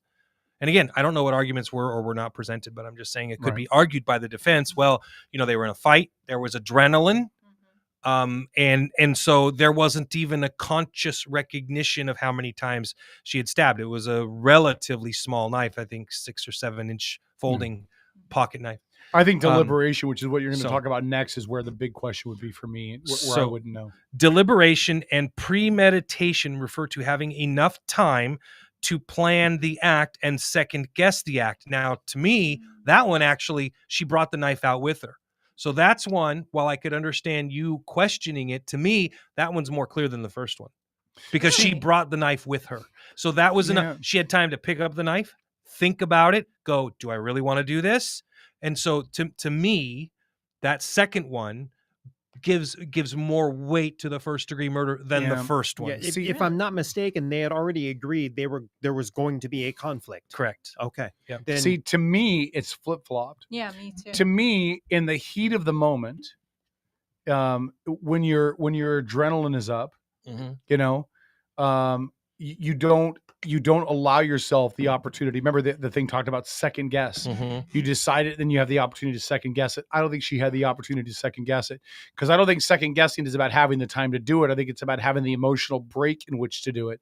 And I think that once the ball started rolling, I think that's where you could argue that this wasn't first degree, Lori. For me, it's first degree once she walked away and she stabbed her 7 times. Luna. You mean stabbed her in the back? Yeah, stabbed her in the back. I'd have at that point, you have to stop. I'd have to watch the video. I'm not agreeing with any of this. Sure. You know, but Yeah. if you're in a conflict or whatever, and someone has walked away, you don't shoot someone in the back. You don't stab them in the back. That is, unless your intent is to kill them. right. Yeah. That And- is your intent. Yeah. Again, I'm not disputing what you're saying. No, I get it. But I'd have to see that. And I have not watched the video when the stabbing starts. I've watched I up haven't until, either. Yeah. and then I turn it off because I don't want to see it. I don't want to watch a young woman die. This right here is this is why a jury of your peers is so important. Look at Right. the variation in our this room, opinions. Just with us. Yes. But And for me- we're not even teenagers. For me, I think it would depend Used to be. how she got stabbed in the Yeah. back. I think there's a difference between she turns her back and walks away and she's actively trying to stab her, or she's just swinging her knife all over the place because But she's and the girl is spinning or falling or whatever. Like, I'd have to see the intent. She's walking Jade, none of away, us have though. watched it. She's walking away. She gets her 7 times in the back. Yeah. She has taken steps away from her. So she is in chase. She's in pursuit. So that's where I go If that's to if intent. that's what happened. Yeah. I mean, I don't, like I said, we haven't seen him, so I Right. don't know. But deliberation and premeditation refer to having enough time to plan the act, second guess the act. Yeah, that was the last part of what we were just reading. Let's see. It goes on to state that this could happen very quickly. However, it must occur before the act of killing. Many state laws state that the accused must have acted with malice or malice aforethought when committing first-degree murder. This means having an evil purpose and an indifference to human life. Now, seeing that the Luna family have gone out of their way, and the convicted murderer herself went out of her way to, in my opinion, taunt. I think that goes a long way towards this idea, like no remorse, and an act of evil. That is certainly so. Her behavior afterwards, to me, Yes. and again, Yes. I don't know how much of that the jury got to hear. like the I won. Yeah, or drive by and sticking her tongue out when they're, you know what I think, and I don't know how much the jury got to hear about that. If I'm a juror and I find out about that all that does is lead me back to first degree. But how much of that would you have to ask yourself is a 16-year-old incredibly immature girl? I don't know the answer to that, but how much of that behavior would be attributed to? I'm sure all of it can be attributed somewhat to her immaturity, but also to the fact that she has no self-control. Not even self-control, no self-control. That's a good no point. regret, Right. I was gonna say, immaturity of a 16-year-old girl. Do you remember when you were 16? I remember 16. I mean, Yeah. I remember one night when I was 16. I was kind of a train wreck dumbass, Yeah. but I had I could enough see that. respect for human life that, not that Yeah. I didn't get into my fair share of, And you know the right difference between right and wrong. right. Right. I mean, any normal 16-year-old should have. But 16-year-old girls are different. I know. different. They're different, but come on. No, I understand, but I mean, there are things I that can see some have slapping and hair pulling. Oh no, for angry that 16-year-old I did against girls. my brother that could be, a problem. But I mean, Yes, you've got me Rebecca, back. you still know right from Yes, wrong. you do. Absolutely. But you know right from wrong, and this is where self-control, responsibility, accountability, and where the blank are the parents. I don't think I never think that's a fair question. Why? Well, here's why. Because in this day and age, it is hard for parents. I'm not making excuses for Lola's family either, okay, at all. Mm-hmm. But in this day and age, it is hard for parents to be parents. In most situations, you have both parents You're working. speaking from experience. Yeah. Well, I'm a single dad, right? I mean, I don't even have another parent in house to fall back on, right? Yeah. But even if you have a 2-parent household, normally both parents are working. They're outside of the home. Yeah. These are teenagers that are getting out of school at 3:30 in the afternoon. They have nobody to supervise them, nobody to keep an eye on them, nobody to know who they're hanging out with friends. Kids will lie and push boundaries. It's what they do, right? I think that when they're younger, it is easier to instill things in them. Mm-hmm. But I think once they become 14, 15, 16 years old, your bed's made. Yeah, you get what you got. Your bed is made. Yeah. You whatever little human you've created at that point is who that human is. And I don't think you can hold parent, because if you're a parent, you're working until 6 o'clock at night.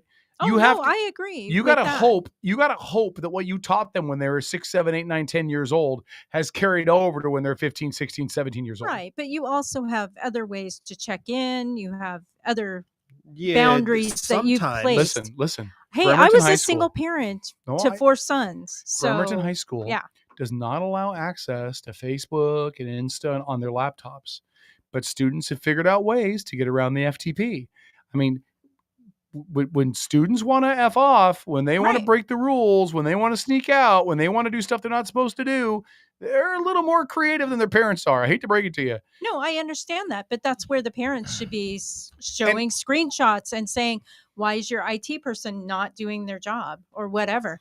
That's not the point here or there, specifically. But with respect to this situation, my kids would have been like, holy crap, I'm not going home because mom is going to. Now, keep in mind, and Elizabeth said that, you worse. completely failed as a parent if you condone your child murdering another person's child. Hold on. There's a difference. Now, that's not what I'm not talking about that. I'm saying the question, where were the parents when this happened? Now, obviously, I think the stepdad was there, which answers that question.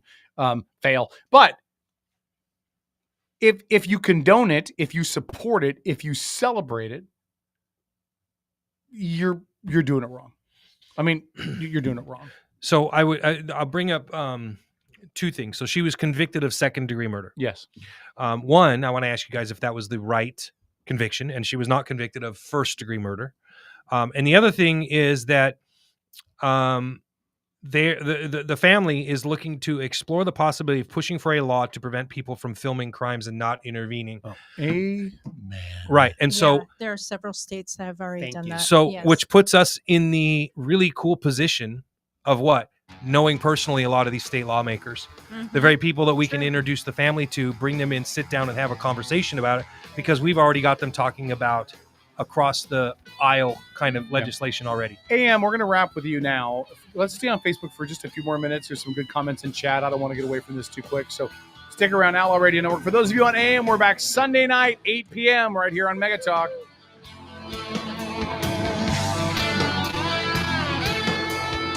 This is the Outlaw Radio Network.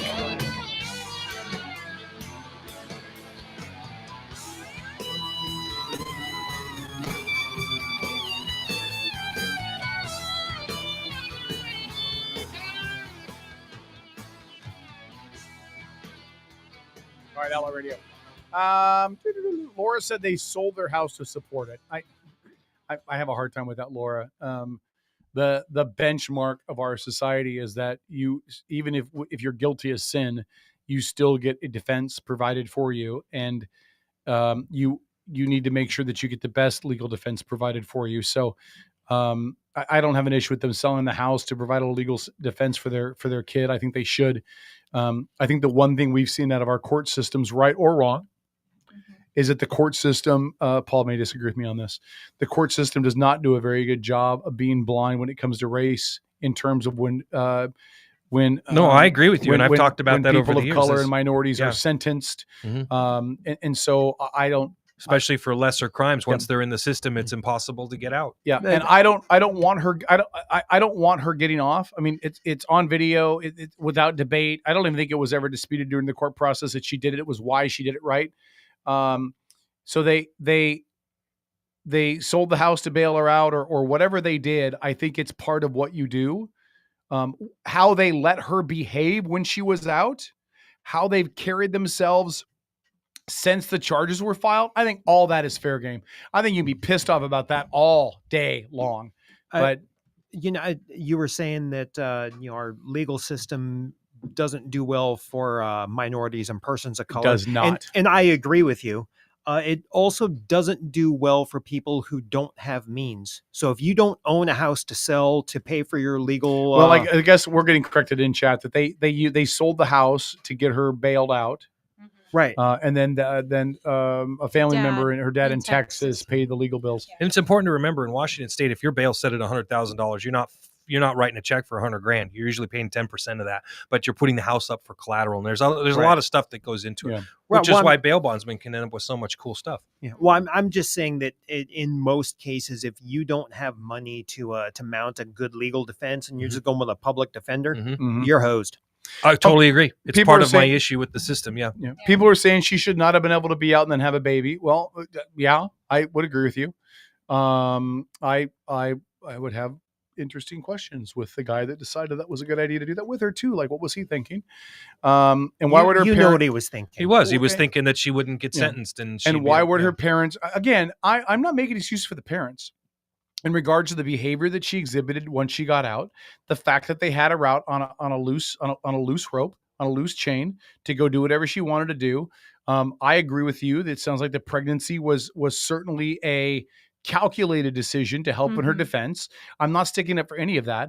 I'm just saying that if you have the means and the ability to get your child in the best situation to be successful, then you do it.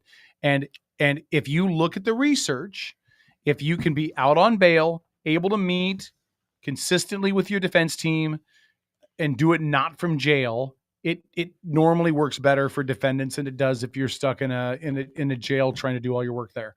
So again, I don't have an issue with them doing that. And in the end, they're going to lose their house or mortgage their house or increase their payments or whatever.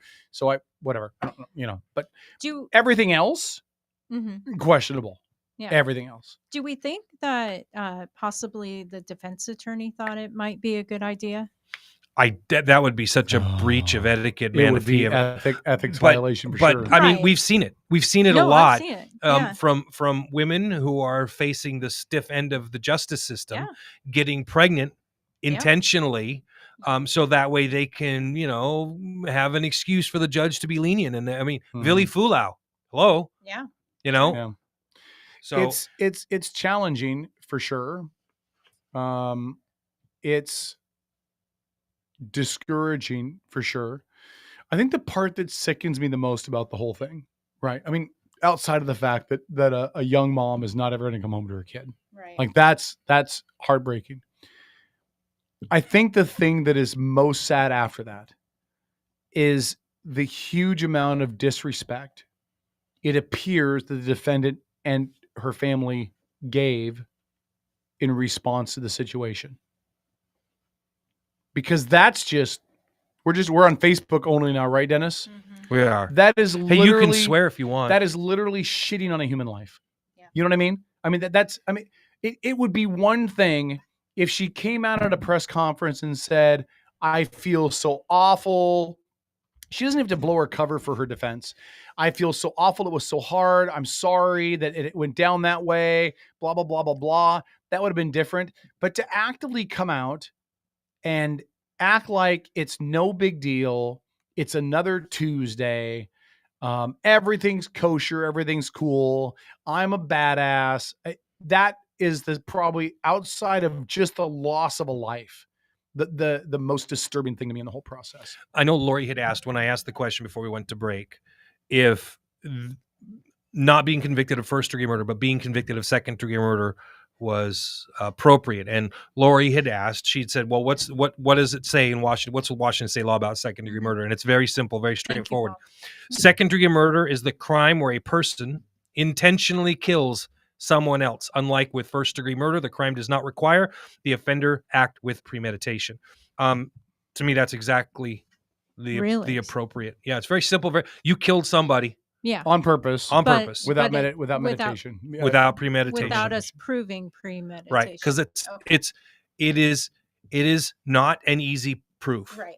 So, but she was charged with it. She was charged with first and second degree, and the jury was given the option. Hey, if you don't think this one, convict her of this one. So in fact, it's very similar to the Kyle Rittenhouse case in that there are a lot of similarities. Right? So he took an AR-15 to a mostly peaceful riot per CNN, and Peaceful riot. and and killed two and blew another one's arm off. So, I mean, really the circumstances are completely different, but there was interesting similarities within the defense and the prosecution. So, Elizabeth said in chat, and I understand the passion, but I just disagree with you completely. She said, imagine defending criminals for a living, because that's definitely the example you want to set for your kids, grandkids, loser. May I? Yeah, go ahead. Part of the cornerstone, the bedrock of our judicial system. Mm-hmm. And I understand the frustration and the anger that people can get from this.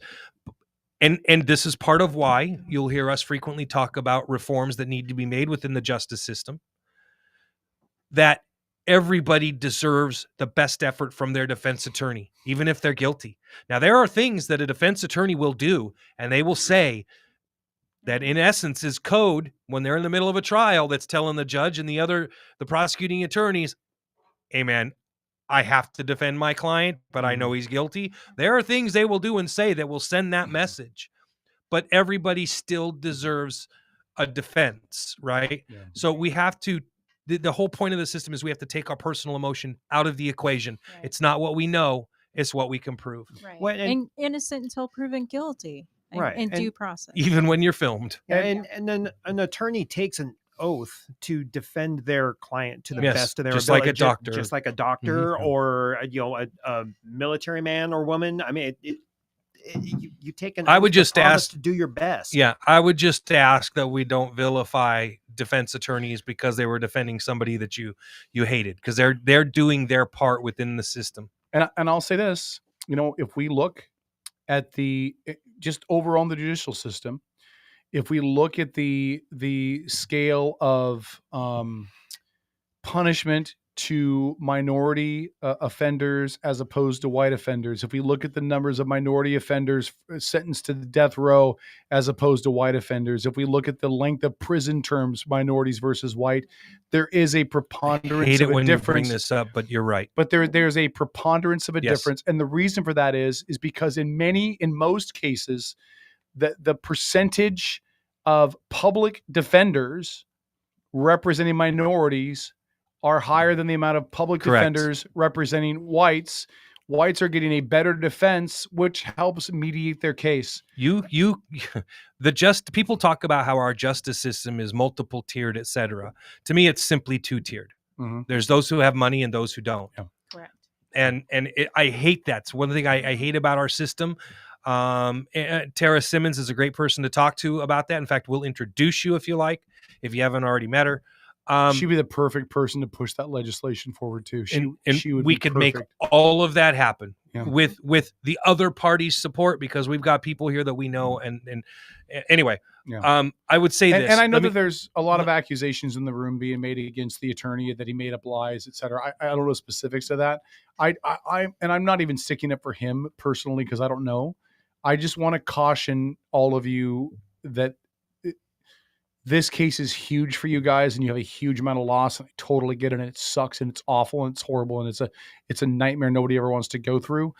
But I don't want to deflect responsibility off of what happened away from Lola and her family if they supported it, and it certainly seems like they did, and the people that helped her. Yeah, and I want the person and people responsible for it to be the ones that are held accountable every day. Let me add one thing to this. It's just exceptionally important, and I can't stress this enough. You want the murderer to have had the best defense possible. You want her attorney to do the best she can or he can, because if not, then there's an appeal and she's out of jail because she gets ineffective counsel. Right. And so it just goes on and on and on. So it don't matter how pissed you are at that attorney because of what you think they did or didn't do or didn't say, it doesn't matter. They could have lied through their teeth. It doesn't matter. You do not want them to be able to come back in 10 months, a year, or 5 years and say their defense attorney was terrible, they were ineffective counsel, and now she's out. Right. So it's just, you got to keep that in mind. You've got a really good point. If they have ineffective counsel, that also opens up the room for appeals. Absolutely. That opens up the room for doubt. That opens up the room for, yeah. All right. I do have one thing. There's a lot of chats about having Jade Perez call in. If you guys are okay with it, maybe if we continue the conversation on Sunday. I think we should for sure. Yeah, let's. And if Jade, if you would like to call in, please reach out to us on the Outlaw Messenger. Yeah, send us a message on Outlaw Messenger. One of us will get back to you. We can coordinate that and make that happen. Find one of us personally if you want. We're all on the Facebook page. Yes. We're out there. We're easy to get a hold of. Yeah, so. and if you want to come into the studio, we can arrange that too. Yes. Oh, that's gonna we gotta figure out times. Mm-hmm. We have Frank booked for 8.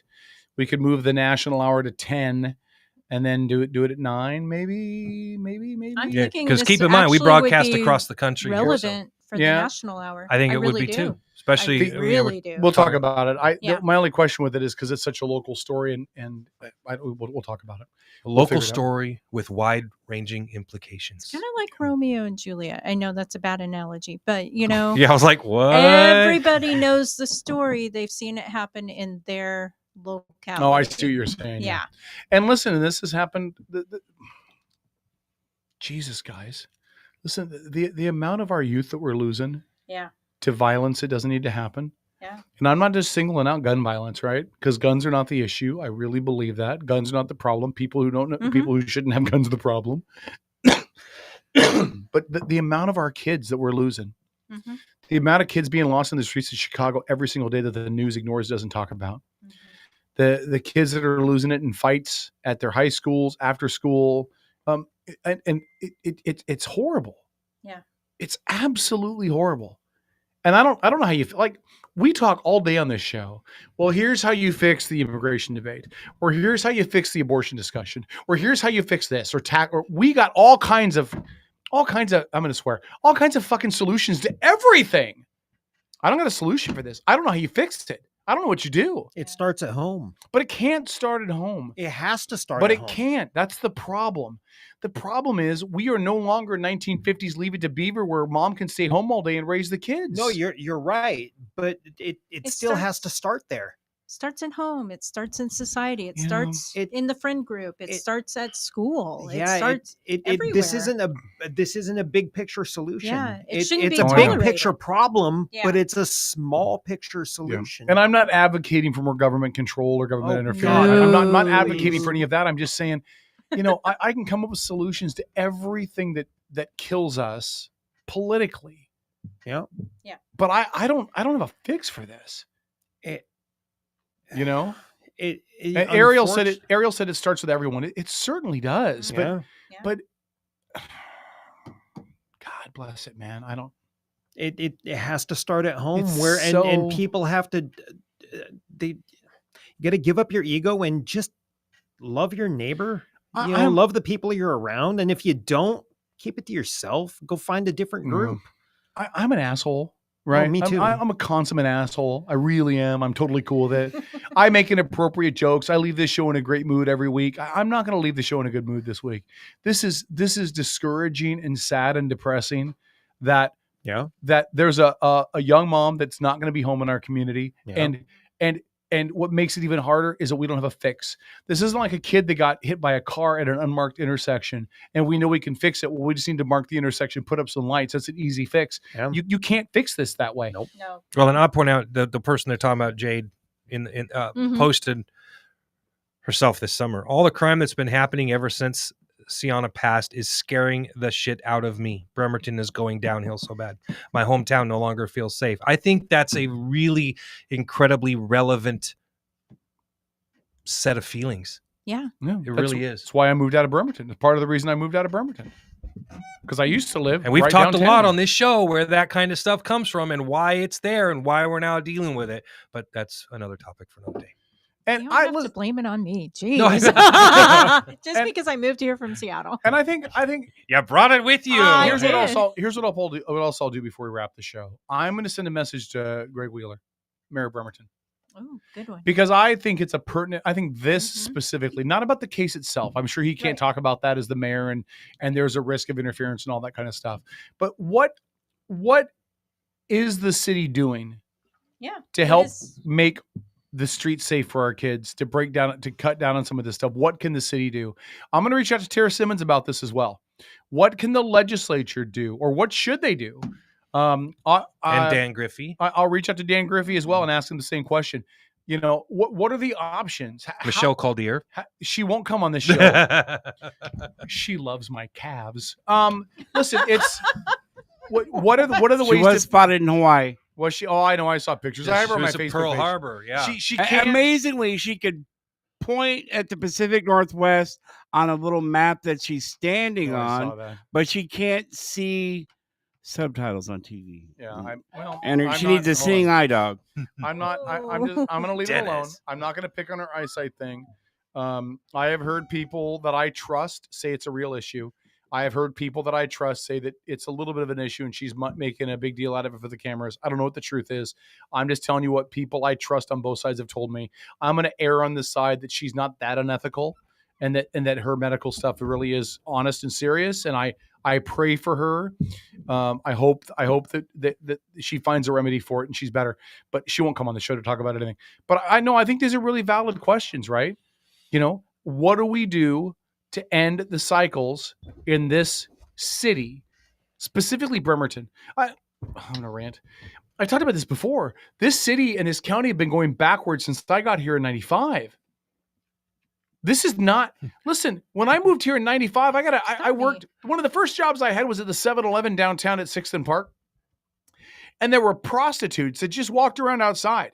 Like, this isn't a new thing in Bremerton. There's a Bremerton has reason always been a why, shithole. and it's been before you guys moved here, but there's a reason that my generation, I'm a boomer. You're No, not you're a not. boomer. You're a I get Gen called X. boomer You're all Gen the time. X. You're Gen X. You're Gen X. X with the rest of us. I feel like a boomer. You're not a um, boomer. You I can identify as Identify a as a boomer. Get off there's- my lawn!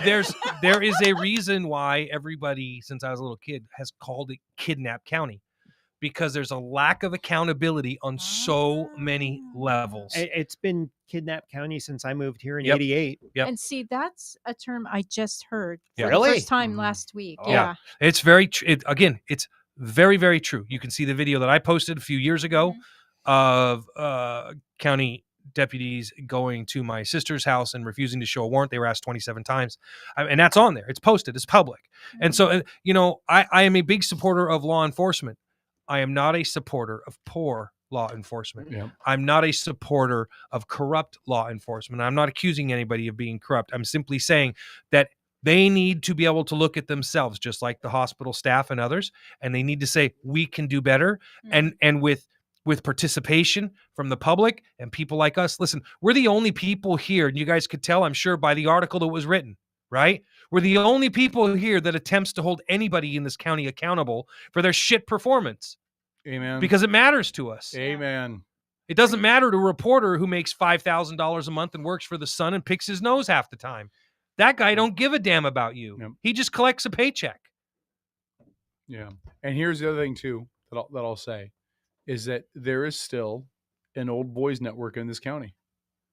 There is still small groups of families that control a lot of what happens in this county. The real estate, the jobs, businesses, politics. There's an old Yep. boys network in this county There is. still. And for those of you that are in the younger demographic that don't know what I'm talking about, Just wait. well, no, I'm going to explain it. It just means that there are families that are entrenched in this community that have been here forever that don't want things to change. They want things to stay the way they are. Why? Because it's beneficial to them. Because they are the ones that own 95% of the slum properties in downtown Bremerton that get to charge out the ass for rent because of a housing crisis they helped create. Because of laws that they didn't want passed to make affordable housing easier, make additional dwelling units possible. Because as long as they owned this shit property, they didn't have to fix it or build it up better. They could leave it the way it was to make prime dollar with minimal investment. That's why things around here don't change. That's why John Giesey's your sheriff. John Giesey's your sheriff because the people that were here wanted him to be your sheriff. So he got appointed because he couldn't get elected. So he got appointed because Gary Simpson left. And then because he was the incumbent, then he got reelected because people thought everything was fine. And he was happy to play partisan politics as a sheriff, which was unacceptable. And all of this other social, we'll get to all of it. This is going to be an ongoing discussion, I can already tell. But what happened to her and her family and her baby and this entire chaos and this nightmare, this fucking nightmare is rooted in such a bigger issue out here. I mean, she's the victim, don't get me wrong. Mm-hmm. But the problem is societal and systemic in Kitsap County specifically, Washington State specifically, and in pockets of this country. It gets down to the legal system. It gets down to holding people accountable. It gets down to how minorities are treated in the legal system, what our schools are allowed to do, what parents are allowed to do. Listen, when my daughter ran away and they finally got her cornered at the high school, I was told by the cop that I could not grab her and put her in my car, that if I touched her to take her home, I'd be charged with assault. True story. True story. The cop even said it's dumb, but it's the law. So when we're in a situation where we can allow our daughters to and our sons, I don't want to be sexist here. We can allow our kids to run away, stay in a homeless camp, get into all kinds of trouble, get caught trespassing at the school that they're not supposed to be at because they're not attending classes, they're just fucking around. And when I get there, I say, I'm going to take her home and lock her in a room. If you touch her to put her in the car, I have to arrest you and charge you with assault. That's when you send them on a donut run and then you do the right thing. I'm just. Do I have to leave a bruise, officer? Because I got a phone book. But I'm just telling you, you've taken parents' ability to be parents away. Yeah. And then you wonder why you have the issues that you have. All right, we got to wrap this thing up. Mm-hmm. We're going to get into this. And now I think the Lola Luna crew has showed up in the chat. Oh God. Because now there's free Lola Luna in the chat. This is going to get out of hand. We're going to wrap this before it blows up into chaos. I'm just going to say this. We're going to get back into this on. Hold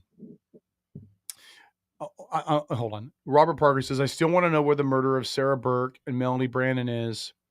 Lots of people made lots of overtime to have no access. No success. It's okay. Your glasses are fogging, so I see you can't read. So Robert, listen, the Sarah Burke murder, I remember that very, very well because I lived right down the street from that when it happened. But again, I don't think we can compare the two. You know, on one, we have a video, we have proof, we have tons of eyewitnesses. Nobody saw what happened to Sarah Burke. Now, somebody knows, maybe more than one person knows, but it two totally different things. And yeah, they certainly made a lot of money on overtime, but I'm not going to say if that was right or wrong. I don't, you are a better record keeper and record obtainer, Robert, than I am. All right. Dennis, do you have any, and again, we will get to this on Sunday. We'll get into this again more on Sunday's show. I don't know what time. Watch our Facebook page, follow us, and check out our website, outlawradionetwork.com. And we'll release some stuff there about what time we'll get back into this. Dennis, do you have any parting shots? No, thank you. Lori? No. Thomas? Am I in trouble? Tomas. Oh, okay. Tomas. Hey, I hope you and yours made it through Thanksgiving with no problems. Christmas and New Year's are upon us. So, same thing. Don't drink and drive. We have enough tragedy we've covered today. So no more tragedies. Be smart. Get a taxi, get an Uber, get a Lyft, have a designated driver, call a friend, stumble home. Just don't drive drunk. Yeah, don't do it. Paul? I'm going to take a page out of Dennis's book. It may not be exactly appropriate, but cooperate for kids. Hey, that would be a step towards solving this kind of crap. Yeah. So, and, no Christmas music Sunday night. Okay, that's it. We'll negotiate that later, Paul. I don't do you people in chat. I don't have anything. I'm just sad. I'm heartbroken for that girl, for her baby, for their family. Can I put a for our smile on your community. face as we're wrapping it up? Let me finish real quick. I'm I thought you wanted to smile. I'm heartbroken for all of them, and I'm sorry. And it sucks we're even having to have this conversation, because I'd rather do 2-3 hours of radio of me being an asinine jerk and making inappropriate jokes and being funny. And this is not funny or fun. Paul, but go ahead, make me smile. Have you seen this week's episode of Yellowstone? No, yeah, Yes, I watched. have. Yeah, I watched it last night. How did you feel about Beth's interaction with the environmentalist chick, Summer? Yeah. I hadn't seen it. Is Oh. Summer back? Oh yes. Piper Parabo's back? Yes. Yes, she is. Ah, Yeah. She makes me smile. Because Oh, last did North week's Kitsap lose their football game, by the way? yes, Last they I did. saw, they were Except tied up Lynn at 14 apiece. And then I thought about actually tuning to listen to it, and then I realized I'm a grown ass man and I don't live in North Kitsap. What the fuck is wrong with me? That- So I didn't watch it. From what I hear, I was working while the game was on, but I got the recount of the play-by-play from DJD. Yeah. From what I hear, North put up a hell of a fight. It just wasn't their Sunday. Just fell a little or short, huh? Saturday. It took it right down to the last It fell play of the game. fell short. Was Trojo on the coaching staff? Anyway. Wow. But yeah, congratulations to North for a great season. They got some really good starters that should be returning, so they should be in the mix They next should be. year. I mean, they're not entering the NFL And- draft. Yeah.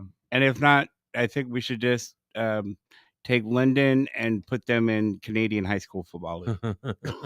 Yeah. All right, guys, we appreciate you. We love you. Tell people about the show. Share it. If you like what you've heard, be a friend, tell a friend. If not, pretend like we never happened and you're listening to KBRO. What? Pretend that you're listening to Oh. KBRO is what I okay, said. I got you. You know, for years, Kevin took every opportunity he could to spoil Game of Thrones for me. Beth and Piper Baraboo get into Piper it, just a Parabo. knockdown, drag out, rolling in the grass fist fight. Paul's like And Beth and Pipper and- Caribou. yeah, whatever her name was, I can't remember it. And the best part was Rip was like officiating the whole thing. That's So awesome. not that I mean to ruin it for you, but I totally do. Beth is. I mean, if you hear her talking, in I real lost life- all respect for her in the last week's show. I don't even like her character no more. Really. I From the bar fight. Is that what you're mad about? No, Oh, because she found out Jamie had a kid and then basically told him, "You got a kid. I'm going to take your kid from you." Like you're never going to see your kid just because he Yeah, has a but kid. Beth But is a she dis- hasn't materialized. Beth is a that. dysfunctional. Oh, Beth is she ever? I I think I dated Beth for 17 years. All right. Okay. Getting a little honest here. Yeah, I know. So, Anyways, what were you saying, Kevin? Elaine, Elaine just asked someone from her family's calling in. Not tonight. We're wrapping up, but I'm hoping we might be able to coordinate something for Sunday's show. So follow the Facebook page. Once we get clarification on that, we'll put it in there. All right, I'm gonna go. I'm gonna go home and watch some Yellowstone. You do that. You do that. Mm, It's all a right. really good episode. They go out cowboying for branding, and it's actually one of the better episodes they've Is it? made. Yep. Is it? It's worth it. It was a really, really good episode. Yeah, best show on TV right now. No, it's not. What's better? Black Sails. But that's over. Yeah, That's been over one's for years. I This know, is but I'm new. just catching up on This it. is new. Oh, that was a great show. Yeah. Current. Yeah. TV. Black Sails was You amazing. should go back Thomas- and watch Spartacus too while you're at Tom, it. I've seen that one. Tom, what's better than Yellowstone? Leave it to Beaver. I'm just watching it finally. Jesus God. Hey, in my Jamie is a defense, slug. There you go. Jamie's a slug. I don't know what they're gonna do with him. He has to die at some point, right? No, I think he's gonna kill Beth. And What? then I think he kills Beth. In the And last then- episode, No, because if you watched 1883, the elder Native American, when he gave Duttons the land, he told them in 8 generations, my people will take this land back. Well, that's this generation. That's why Tate isn't living on the farm. He's not living on the ranch. Because Tate's generation, per the Native American prophecy, the family will lose the land, right? And so I think Numbnuts kills Beth, and then Rip goes out and kills him. That's like the perfect ending. takes of the him to family. the train depot. Yeah, right. Throws him off that cliff. Takes him to the train Yeah. depot. There you go. Mhm. Yeah, how many seasons of this are there now? 5. 5. I've got a lot to catch up on if I'm going to be relevant. In You any want to of borrow these the DVDs conversations. so you don't have to pay Yeah, for the do- streaming? do I got the the first DVDs. four I'll give you a seasons of website DVDs. where you can watch them for free. Already got Paramount Plus at the house. Oh, Paul's okay. like, here it is, So- Pornhub.com. I Here you actually I have YouTube TV. That's how I watch it. Oh, do you? okay. Yeah. Do you like the YouTube TV? I do. Because Dennis is like, can you guys shut up and go Hulu? home? Hulu cost me like $80 a month for Right, my Dennis? live TV. Oh no, it's Dennis, you're cheaper like, than shut up that. and go home. And I've gotten rid of Hulu and all Alright. that. Does it have like live news? Yeah. I'm gonna have to Yeah, look but at isn't Yeah. All right, Isn't ladies and YouTube gentlemen, we'll in- talk about this off the show. international? This is Okay, enthralling, but nobody bye. gives a it. shit. Thank you for hanging out for our Thank production you, meeting. everyone. Good night, everybody. Good night, folks. Hey, listen, for all of you that are still listening, I know it's emotional. I know it's raw. Just love your loved ones tonight. Love each other tonight, and don't let the hate get to you. We'll see you guys on Sunday. Good night. Love you all. Good night. Peace out.